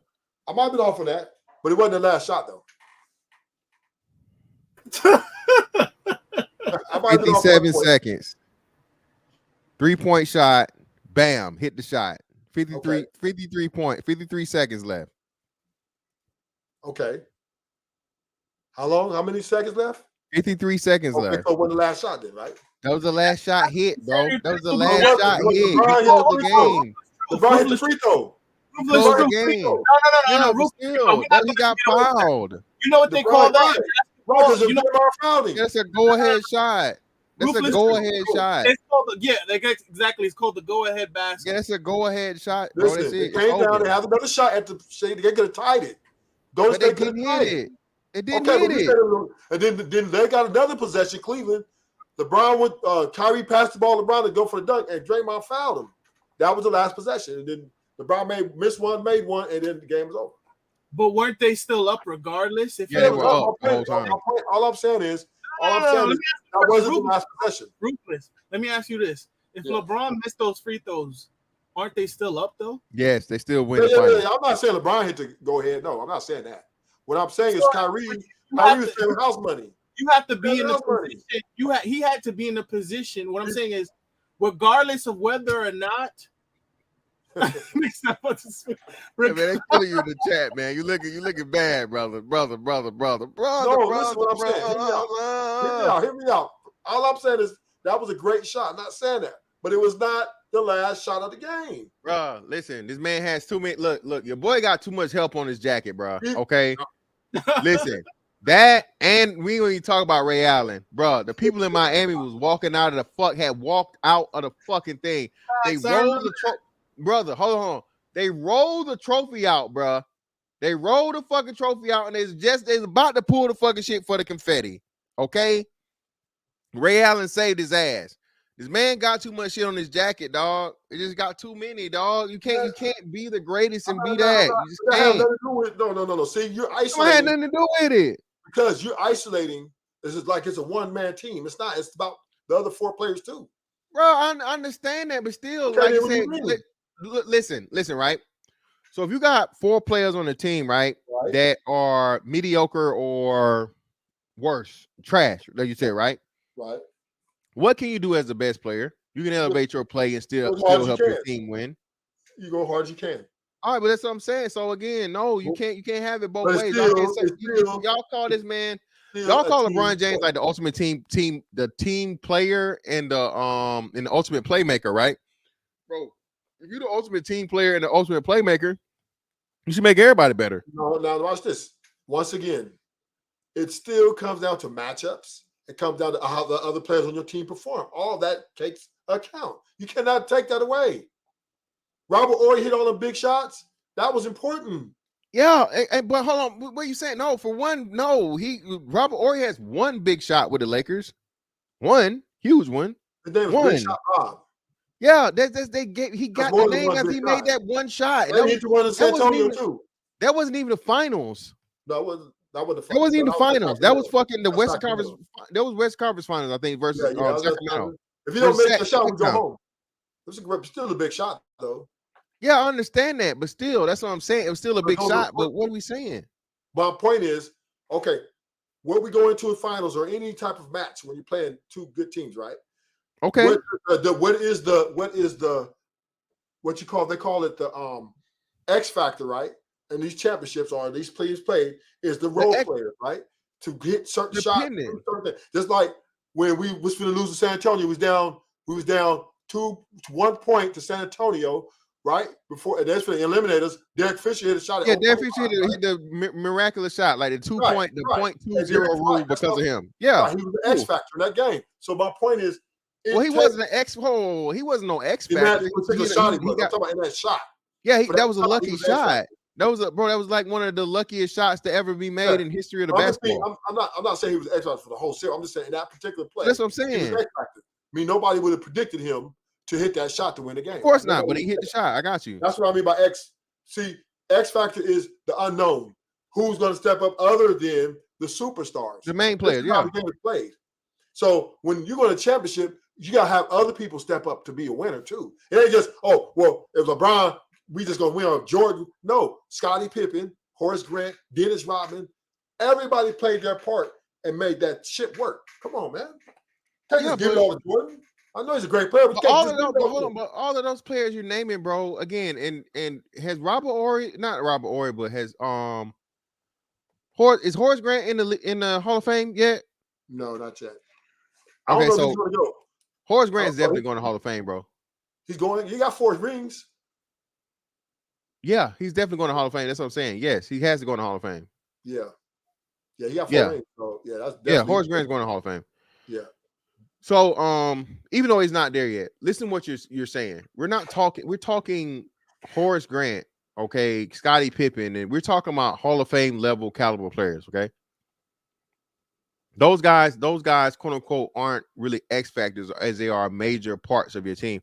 Horace Grant was a major part of the Bulls' fucking first three-peat. He's a major part of it, bro. Who you say was? Horace Grant. Grant. No. I'm not talking about him. I'm talking about the X factors, meaning Steve Kerr when he hit that shot, right? That's what I'm saying. Yeah, that's what I'm saying. X factor, right? He hit that shot too, right? So what I'm saying is X factors are people or role players who you cannot predict. You say, okay, I'm gonna give Jordan his 20-something. I'm gonna give Pippen his 17, 18. I'm gonna give these, right? But this player who were not the stars, we'll see what they are. They're gonna step up in those big moments. Hold on. Y'all. So hold on, wait. Y'all, hold on real quick. So y'all don't think Horace Grant's gonna be a Hall of Famer? Y'all crazy. Horace Grant.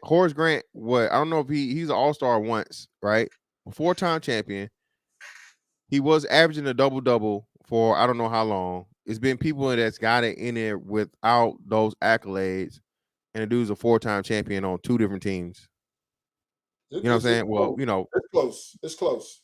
He don't have the numbers. Is he 4 or 5? Wait, is it 4 or 5? Because was he only there for 1 Lakers championship, not 2? But Lakers? I thought he was there for 2 years. He got all 3. No, not Lakers. He didn't get all 3 Lakers. I think he got 2. Yeah, he's there for all 3. So if he's there for all 3, he got six rings then. Yeah, he got 7. No, he can't have 7. He can't have 7 because he would only have 3. He got 2 with Houston, right? No, he never played for Houston. Yes, Horace Grant never played for Houston. Oh, Horace Grant. You talking Robert Ory? Hold on, you mixing up your people. Not Robert Ory. Yeah, Robert Ory has 7. Yeah. You're talking Horace Grant. Horace Grant has 4. He got 1 with the Lakers. Yeah, and 3 with the Bulls. Okay, cool. I don't know if he got the numbers though. He definitely has the numbers. I don't know. At the end, maybe not, but in the height of his career, bro, he was a double player. Yeah, and I think he made an All-Star maybe once or twice. I know at least once, if not twice. But either way, he got 4 rings. So again, it's players that have gotten in the Hall of Fame, bro, with not even those accolades. Just like I said, he shouldn't be posthumous. Yeah, because Tracy McGrady got in there, right? Oh yeah, first ballot. Just like AI got in there first ballot. Reggie Miller got in there first ballot. Which I'm not saying he's on their level. I'm not. Don't get me fucked up. I'm not saying he's on the level of any of those guys. But I'm saying with his accolades and 4 championships, Horace Grant is definitely going to get in there. He was solid. Yeah, and apparently, like I said, one of the reasons why he got to get up out of there because he wasn't with none of that MJ shit. Yeah, Horace Grant was not with none of the MJ shit, man. Well, allegedly. I say allegedly. Yeah, man. Let's. But you know what though? That's what I said. They're gonna get him. They're gonna get Horace Grant. I mean, not Horace Grant, but Robert Ory still gonna get it in there, bro. They go even if he get it in the grave, he go be a Hall of Famer, bro. He got 7 championships, and even though it's only 6 or 7 points a game, he actually did. He was a significant contributor to all of the championships he won. Even in the last one, Bro, I don't know if y'all remember this, but especially for one, he broke Steve Nash's nose. Okay. One of the big reasons that fucking the Suns did not make it to the fucking finals. Great series. I ain't gonna hold you. Yeah, Robert Ory, nigga, laid Steve Nash ass out. Was it with the Suns or when he played with the Mavericks? You say what? Was it versus the Mavericks? No, it was the Suns. That was the Suns. That was a year that they was going. It looked like they was gonna make it, and then somehow him and Steve Nash collide. Steve Nash motherfucking nose nigga get broke on some MMA shit. That's crazy. Look like and bro, he hit one of the biggest shots. Not only hit one of the biggest shots, but bro, he dunked on the whole fucking team, nigga. And Robert Ory is in like his last season of playing. I remember watching that series because it was like, oh shit, these motherfuckers really, the Suns might make it. Nigga, Robert Horry went the fuck off. For real. Hey, put one in the chat if y'all remember. If you watch that series, man, Suns versus Spurs. And hey, listen, bro. Shout out to Player's Choice. Shout out to Ticket. Shout out them niggas over there. I tried to have this. I brought this up, right? But because that's what it was. So it's Player's Choice. I was saying how Amar'e Stoudemire at one point in time was better than Steve Nash on that team, was more important than Steve Nash because, again, a big part of Steve Nash's assist and a big part of what made Steve Nash so fucking that offense so easy for him was Amar'e Stoudemire. They brought up the point that, hey, he was able to do that without Amar'e Stoudemire play. I guess Amar'e Stoudemire was hurt one season. But I was saying how even the only person to really give like Tim Duncan nightmares in the playoffs, bro, was Amar'e Stoudemire. Amar'e Stoudemire was like quicker, more athletic, stronger. And yeah, possibly stronger. But he gave Tim Duncan hell, pure hell, bro. Gave him hell. That's why that was always a good ass. That was a great series to watch because it's like, you know, extremely good fundamental, you know, passing the ball basketball versus, you know, high tempo, up tempo, run, high pace, athletic, alley oop, fucking basketball, right? And it's just like, you know, styles make fights, so you know it was a good thing to watch. But I was bringing it up and I was saying it because, bro, as good as fucking Tim Duncan was, bro, and when him and Amar'e played against each other, bro, Amar'e was like that nigga's fucking kryptonite. Okay, he still got his shit off, but bro, it was nothing he could do to stop fucking Amar'e Stoudemire, bro. Just crazy. Yeah, bro. And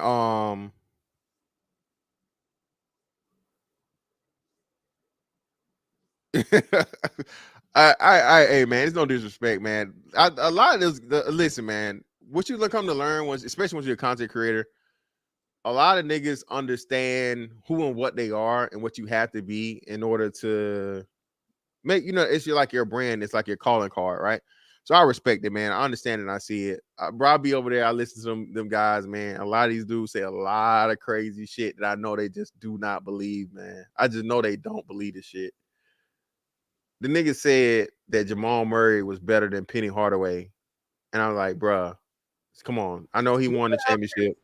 I know he won the chip, bro. I know he did, right? He just won the chip, so on and so forth, whatever. But bro, come on, dog. No.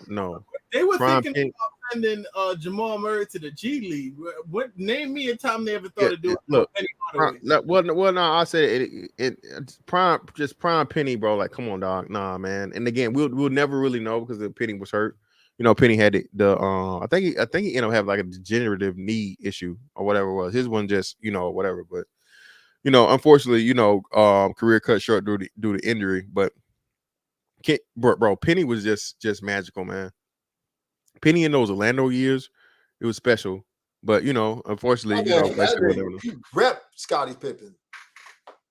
Well, not just Scotty, bro. Like Pippen, like I mean, Penny, bro, was just, bro, a true 6'8", 6'9" guy. Yeah, like 6'8". I don't think it was 6'9". 6'8", like 6'7", 6'8". 6'8". With a handle, with bounce. He had handles. Yeah, with bounce that could get hot, and then like you say, you got Shaq on the other end. Yeah, bro, that's just a nightmare. Yeah, man, blood. That's on nigga, and like I said, these cats don't know. Like I said, they really don't know. Hey, right. He had that dog. Remember Penny the dog? Penny, is it? Yeah. Is it? They had the little Penny, but Penny Hardaway is the coach for Memphis now, right? His players didn't even know that he played. Like Penny Hardaway, like people that are Penny Hardaway's recruiting and giving fucking scholarships have no idea that like the guy that has a shoe brand, a guy that hasn't played basketball in like 20 fucking years at this point, right? Like some crazy shit. It's not 20 years, but I think he was on that roster for the year. When did Shaq win? 2025 or 2005, right? Shaq won the finals in 2005. Penny was on that roster initially, but he got cut. He didn't make the cut for that same year. And what's crazy was he got cut, and they won a championship that year. That year, which would have been, But either way, so almost 20 years this guy hadn't played basketball. Still has one of the only people to have like a very, very short and one of the strongest fucking signature shoe lines in the history of all shoes. But yeah, man, he Bro, by the way, I gotta say this. I got foams all over my house, like all over my house. Foam. Where you from again? Where am I from? Yeah. No, I'm from New York. I'm just saying, like, I got a bunch of. Okay. Well, that's a New York thing too. Yeah, y'all up top. Yeah. Okay. I have probably more foams. No lie, I probably got more foams than Jordans, more than likely. Nah, close. Yeah. That's it. Y'all. Well, that's usually like a DMV thing, but New York niggas fuck with the foams too. Yeah. Only got what? Like, only got one pair of foams right now. Oh, damn, bro, you making me feel insecure right now. I even got the Silver Surfer ones. I got the Silver Surfer. So actually, like I said, I got one on the way now because I was able to cop the metallic red joints. They re-released the metallic red shits, and I got a pair of those. Luckily, I couldn't get a 14. I got the 13, so I'm gonna have to put some shoe trees in them shits to widen them out. Yeah. Still got the blues, the university blues. Have the eggplant ones. I have the all black ones. Yeah, I had my I gave my son my hologram joints. Yeah. I gave my son my hologram. The only thing he fucking wears them, man. I'm gonna ask for him back if his ass not wearing them shoes. Y'all finna get me to cuss my son out because I gave him the holograms. I doubt he even wearing them, dog. But to me, that's crazy though. That dudes never knew. Like, you got players on your team and they didn't even know that you played. That's wild. Yeah, but that's the generational, man. I'm telling you, these kids have no idea, man. Like, for real, like recency bias. That's why I say that's what the recency bias thing is a big thing, right? That was one of the I tried to add it to it, but I could not add it later. Recency bias is a major thing, man. And like whatever's right in front of you, that's what everybody wants to talk about now. Of course, listen, Nuggets, great team. But I say they're one of the greatest teams ever. Are they able to repeat? Yeah, we can get in that discussion. But definitely, Jokic.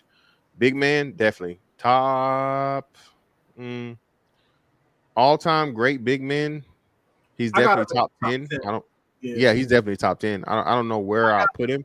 I got him above Patrick Ewing right now. Oh, definitely. He's above a lot. He's above Ewing. He's above. Well, we're talking centers, right? Yeah. So let me see. So my number one would be Kareem. I guess you could put number 2 as Bill. Number 3 for me would be Shaq. Number 4, Wilt. So shit. Hell, he got to be number 5. Oh, no. Hakeem. He'll be number 5. Olajuwon. No, I'm not putting him above Olajuwon. So Olajuwon, so he'd be number 6. I'll put him number 5. No way. I'll put him number 5 if he could repeat again. No, I can't. Even if he repeats, I can't put him over. He's gonna have to get 3 for me to put him over Olajuwon. Yeah. Olajuwon's dream. That's a dream, man. Yeah, he's not better than Olajuwon. No way, shape, form, or fashion. I don't give a. And that's why I say, like, the stats are important, but like everybody talks about like his assists and stuff like that. I understand. Do you feel I don't know. It's kind of his pass game is kind of good, man. No, he's great. He's probably the best big man passer of all time. I'll give him that. Yep. But still, like I said, just impact on the game. And it's just, that's why I say, it's like style make fights and eras allow different things. And his playoff run is historical as well. I mean, yeah, I like Jokic, man. The man was unguardable. Every series he was unguardable. Well, he's the biggest dude on the court. He better be. Bro. Well, no. Him and AD is not. He's not that much bigger than AD. Yeah, AD is off. Hey, bro, no. What are you talking? Hold up. Let me calm down, bro. He said, "Calm down." I saw, bro. Listen, this is one of the bad things I hate about LeBron. Right? No one wants to hold LeBron accountable for anything, and everybody else gets the blame. When I tell you, bro, Anthony Davis was the best defensive player of the playoffs. Period. Regardless of like conference. Anthony Davis was the best defensive player in the playoffs. Okay, hands down. That's not even debatable. The same game that Jokic went off for like some crazy shit, I forget what it was. Anthony Davis had 2 blocks on like 2 like highlight blocks on Jokic, bro. And Jokic still ended up getting like probably 30 something crazy. And And whatever. rebounded. That's what I'm saying. So it's not him not playing defense, bro. Anthony Davis played great defense on Jokic. Jokic was just had better. He just had better offense. This is what I have a problem with Anthony Davis is he's passive on offense, though. I mean, I know he's not. No, he's not passive on offense either. No, he's not. He doesn't demand the ball. This is another. Now you say your boy up LeBron for another fucking another bringing him to the table. No, I remember when they were playing Golden State. And the Lakers went down for like the first 3 to 5 possessions, and they jacked up threes, trying to beat the fucking Golden State. They go to Anthony Davis, and Anthony Davis converts on the next 4 basket he gets, hands down, like with ease. Okay. It's not him being passive, bro.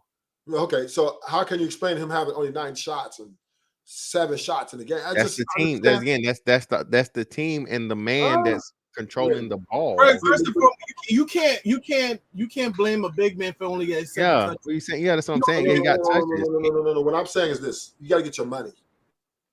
If Jokic's getting 30, then I got to get 30 something. What you mean? I was just competing. But if again, what you're saying? Listen what you're saying, bro. Listen what you're saying. If they're not passing him the ball and he's a big, he's not bringing the ball up the court. Listen, yo, fantastic. Over there. If you have to go over there and yell at the coach, say, "Look, man, I need that rock." This is where you're not going to give it to him. This is where LeBron fans get contradicting because he just said the same sentence that LeBron is the ultimate team player. So how come Anthony Davis only gets 7? He's only getting 9 touches. Okay, I'll tell you what. Let me explain. He's passive. He's not passive. I watched him, man. Dude, man, I'm gonna tell you something. I really liked him when he was at Kentucky, man. I had dreamed of him coming to Lakers, and when he finally got there, I was so ecstatic. But then, even when we won the championship in the bubble, I will always. Why is Anthony Davis not coming to get the ball? Why is he being very passive? Why is he?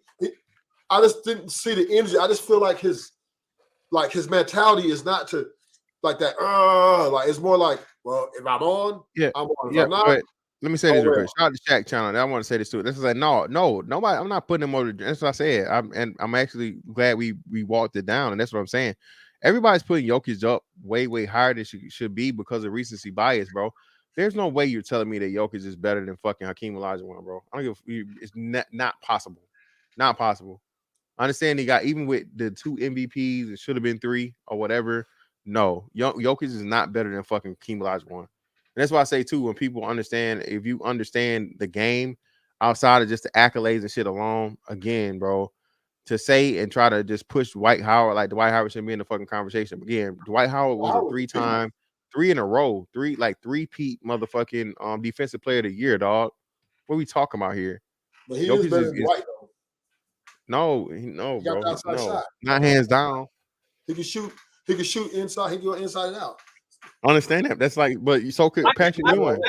Patrick Ewing was a jump shooting center, bro. He wasn't better than Shaq. I mean, I'm just saying. I mean, I'm gonna give you that because that's a wash because Dwight was dominant on defense. That's what I'm saying. And offense. That's what I'm talking about. What are you talking about? Not just defense and offense. He had a jumper. If Dwight ever had a real jumper early in his prime, it would be. Well, he was. It's not even need for an if though. That's what I'm trying to say. What you get messed up when you start saying if a guy had this, if a guy had that. No, every player is not the same. Jokic is a European player that's very, very well rounded in his game. Jokic can do everything. Jokic can pass. Jokic can shoot. Jokic can hit it from the post. Jokic can do a lot of shit. Okay, cool, fine. That's him. That's his bag. This is like saying if Shaq would have had a jump shot. Shaq didn't need a fucking jump shot. Same thing with Dwight Howard. He didn't need a jump shot. He was strong enough, powerful enough, and athletic enough to fucking dominate the way he dominated. It would have helped against the Lakers. Boy, he was too big, so he became non-factor in offense. Yeah, that's what I'm saying. Like, yeah, that's what I'm saying. Like, if you, that's why I say, man, it's crazy. We'll never get to see it. If there was ever a time machine, bro, some of these matchups you get to see, man. But nobody wants to fucking destroy fucking, the time fucking continuum over a game of basketball. What they would love to see? They would love to see Gary Payton go up against Steph Curry or James Harden. Bro, Steph, James, I can't really tell, but Steph is gonna eat fucking Gary Payton alive, dog. Steph is gonna eat Gary Payton alive. He's gonna eat everybody because he's running off screen action. Well, that's wait a minute. Not even screen, one-on-one. Whoa. Well, He will only be him. He can only be that in that system that he's in. You crazy, bro. Wait, what, bro? Individual, no screens. No, you crazy. Listen. Steph Curry is the greatest shooter of all time, in all situations, in all scenarios. Steph Curry can shoot off of his own shot. Steph Curry can shoot off of a spot up. Steph Curry can shoot off of screen running. Steph Curry has proven this consistently. Steph Curry can shoot at any range, okay, effortlessly. Steph Curry is the best shooter of all time. He does not need screens. He does not need screens to get his shot off, bro. He does not need them. I mean, to get him off at a clip of high quality throughout a game, that triangle. He proved that year, 2 years ago. Hold on. Offense that Steve Kerr's running. It's not what? No. It's not a triangle. Hold on. It's kind of it's a rendition. Modified? No. So it's a combination. Thank you. It's a modification of the triangle, right. The run and gun, and the fucking spread offense that the Spurs run. Again, people that don't know, Steve Kerr has a history of triangle offense, of course, when he played in with the Bulls. All right. Then he played with the Spurs, so he took parts of that system. And then he was a GM for the Suns during the D'Antoni's days. Okay, that's the fucking magical fucking makeup of the Golden State offense. Implement a bunch of things, especially with motion cuts. If you notice when Draymond, he'll have the ball hanging out and everybody just running around. Yes, that's a lot of Popovich stuff. Yes, Spurs shit. Thank you. And then of course just the up tempo, get the ball out, and fucking hey, you got two lethal fucking shooters on the wing to where these motherfuckers you think motherfuckers gonna run to the cup. No, these niggas flaring out. What the fuck you mean they flaring out? Nigga, it's too late. You ask the question why the fuck are these two motherfuckers not going to the rack? Why are they stopping at the fucking 3-point line? You see why. Get it out of the net and get inbound the ball. Listen, shout out to Josh Breezy. And this is what I say too. If you have these guys one-on-one in a matchup, I'm going to give the edge to Dwight Howard because again, Jokic is cool. Jokic is good, man. But Jokic hasn't had. That's why I say the answer for Miami is Joel Embiid. Okay, or it's never going to happen. Would be like an Anthony Davis. Okay, if you had a big that he had to constantly go up with, or like a tandem where he's able to be fucking crowded by two bigs, that's a true bigs, two true bigs, not a fucking big and a fucking three playing the four or whatever. A true big like a Joel Embiid or some shit like that, bro. And he's got to work on the other end. The biggest part is him having to work on the other end, dog. Okay, that's when we beat him in the bubble, right? We beat Denver. Dwight Howard was putting that body on his ass. Yeah, that's what I'm saying. Exactly, that's what I'm saying. They tearing his ass down, bro. That's what you had the combination. You had the combination of Dwight Howard and fucking Davis. Yeah, Anthony Davis, bro. That's not a light day, dog. It's not a light day. Not a light day at all. Yeah. Yep. That's why we beat him in the bubble because we had Dwight Howard put that body on his ass. Bam. Out, killed him. Yeah, but Bubba Smith, that's what I'm saying, right? So, bro, Bam is like what, 6'9", maybe? 6'9", maybe 6'10". Extremely athletic, hella heart. But bro, like you said, bro, you can't teach size, dog. We cannot teach size. Especially with skill. Yeah, you can't teach size. It's like, especially like saying this is a guy, bro, that hit one of the craziest fucking shots I ever seen over fucking AD. Well, AD just shook his head. Great fucking contest, great closeout, fully extended fucking AD, and this nigga hits the motherfucking shot like at the 1 second mark. Come on, dog. What are you gonna do with that? Bam has no chance against that. Yeah, right. Now, hey, we'll switch it up a little bit, I guess. So have you guys seen Buddy yet? What Victor Wemby, whatever the fuck his name is. Nah, but I heard he didn't have a great game. I heard he had a little sloppy game. Nah, he said it himself. He kind of exposed himself. He's got to learn the offense, right? He got to learn the actual offense. And this is what I say when you have a guy that can do everything he does. He used to not really running the offense or having to learn the offense, just giving the ball and let him create, right? But you went to the craziest team in the world. That's just not gonna happen. Okay. Even if Pop's not coaching, is Pop coming back as a coach this year? Because I know he's a GM and he's like he's playing like two roles. They just gave him a 5-year deal As coach. Yeah. Oh well, damn. Well, so yeah, that's definitely not gonna fly with the Spurs. Okay, so he's definitely gonna have to learn. He'll have to, for the first time probably in his life, what he's saying, have to learn the offense, man. Learn how learn the plays and learn how to run the offense. Yeah, I definitely don't agree with that, bro. No way, no. If he had Miami, him and Jimmy Butler is a great combo. They got rid of Jimmy Butler because I guess Jimmy Butler was punking fucking. I don't want to say he was punking Tobias Harris, but it was definitely some shit as to where, like, if there's an alpha of alphas, it's Jimmy Butler, bro. Okay. And the thing about it is, a lot of people don't know how. Damn, they got him. Got him? On his own show. Yeah. No, but to me, I don't think. Oh, you back? Now I was gonna say I don't think Embiid is better than Jokic. I don't know. No, I'm not saying he's better. No. I'm not saying he's better. He's not better than Jokic. I'm not saying that. But what I'm saying, if you add him to that team, you add him to the Miami Heat, that is enough for them to beat or at least contend consistently with fucking and not get gentlemen swept by the Nuggets.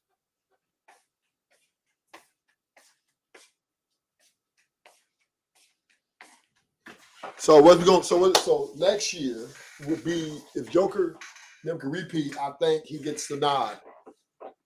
He gets the nod. Top 5. But it is MVP. I would definitely argue. I would kick.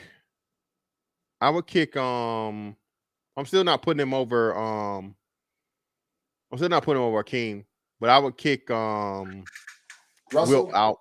I'll kick Wilt out for him for Jokic. Yeah. Because what we said just to be able to repeat. I don't think Wilt did that. But I want to say this though. It slipped my mind. Come back to me though about that. Well, no, we got what Kareem, Russell, Shaq, Kareem, Russell, Shaq, Hakeem, and Wilt. So yeah, I'll definitely kick Wilt out for Let me ask you though, what if he three-peats? Well, he gotta. I don't see that. Far in between there. Yeah, I don't see that. If he three-peats though, now if he three-peats, am I putting him up there over Shaq? I'm not putting him over Shaq because he has less chips than Shaq. But I'm pretty sure next year, if he's anywhere near what he is now this year, they're gonna right this wrong and he'll be a fucking MVP next year. If Jokic average, so again, I don't think people understood, bro. Jokic averaged a unofficial fucking triple-double this year. He had 9.8 or 9.9 like rebounds. Had he had one more point something rebound, he would have averaged a triple-double as a fucking center. Okay, so understanding that, like I said, he's able to get the MVP this year. They'll have to make it up definitely, because I think a lot of people got caught up in the race bullshit or whatever, so they didn't want to give it to him because people were speaking out like Boogie Cousins, which was just crazy as hell to me. Because like, bruh, he's that guy, dog. Jokic is proving that he's really who he is. This isn't like some favoritism shit or like just give it to the white boy off the some whatever. So I think if Denver is able to repeat the success they had even in the regular season they had this year or improve upon it, he'll be the MVP next year. And 3 MVPs, man, if he's able to three-peat, yeah, Wilt's out of there. Sorry. The Lakers, we ain't doing nothing. I don't see us doing, but they already said it. Or they're not doing anything because this is I think a contract year I don't say it's a contract year for AD, but if this team doesn't go the way they want it to go, I can see them doing a fire sale or just starting over from scratch or whatever. Because LeBron's not gonna be here next year because the Lakers and him are already having discussions, and there's no way that the Lakers want to draft Bronny James. LeBron is trying to be the first, father-son tandem in the league at the same time or whatever to play together on the same court, some shit like that. And I'm sure the Lakers don't want to play a part of that bullshit. I'll say this. Honestly, I would just blow that shit up, man. Anthony Davis, send him packing. Where you want to go? No. I'm with you. I'm saying I'm the same. Like we're so far removed from a championship to be real. And Denver being what they still are, and probably going to add together, some more interesting. Did Phoenix improve a little bit too as well? Nah, I don't think Phoenix didn't improve at all, bro. That was just, I don't know. I don't even know what that was. Again, that's another answer that's not really worth the situation. I get kicked out the second round. I'd put money on that. They're gonna get kicked out the second round. Wait, trust me. I can see it like Golden State beating them. I say we give it to Anthony Davis, get the value for him while he's still young. Yeah, this is like his couple. He got like two, maybe 3 more years in his prime. Yeah, I agree. I said let's get rid of him, get some baggage back. Because we gave up a lot for him. I said let's get some of that youth back and send LeBron packing where you want to go. You know what I'm saying? And roll from there. I'm cool with that. Let's get it started now. Wait, there's no need to try to keep that trash going. It's just LeBron's too old, man. Yeah. Too old. And like I say, he got what he needed out of the deal. He became an all-time scorer as a Laker. All this stuff. You got a ring as a Laker. You're not gonna win another one. So yeah, I'm with you. But anyway, man, hey, I really appreciate y'all pulling up on me, bro. This shit, I think it was gonna be this late or whatever going on. But yeah, man, for sure. Hey, that's that on that one, bro. I'll catch you on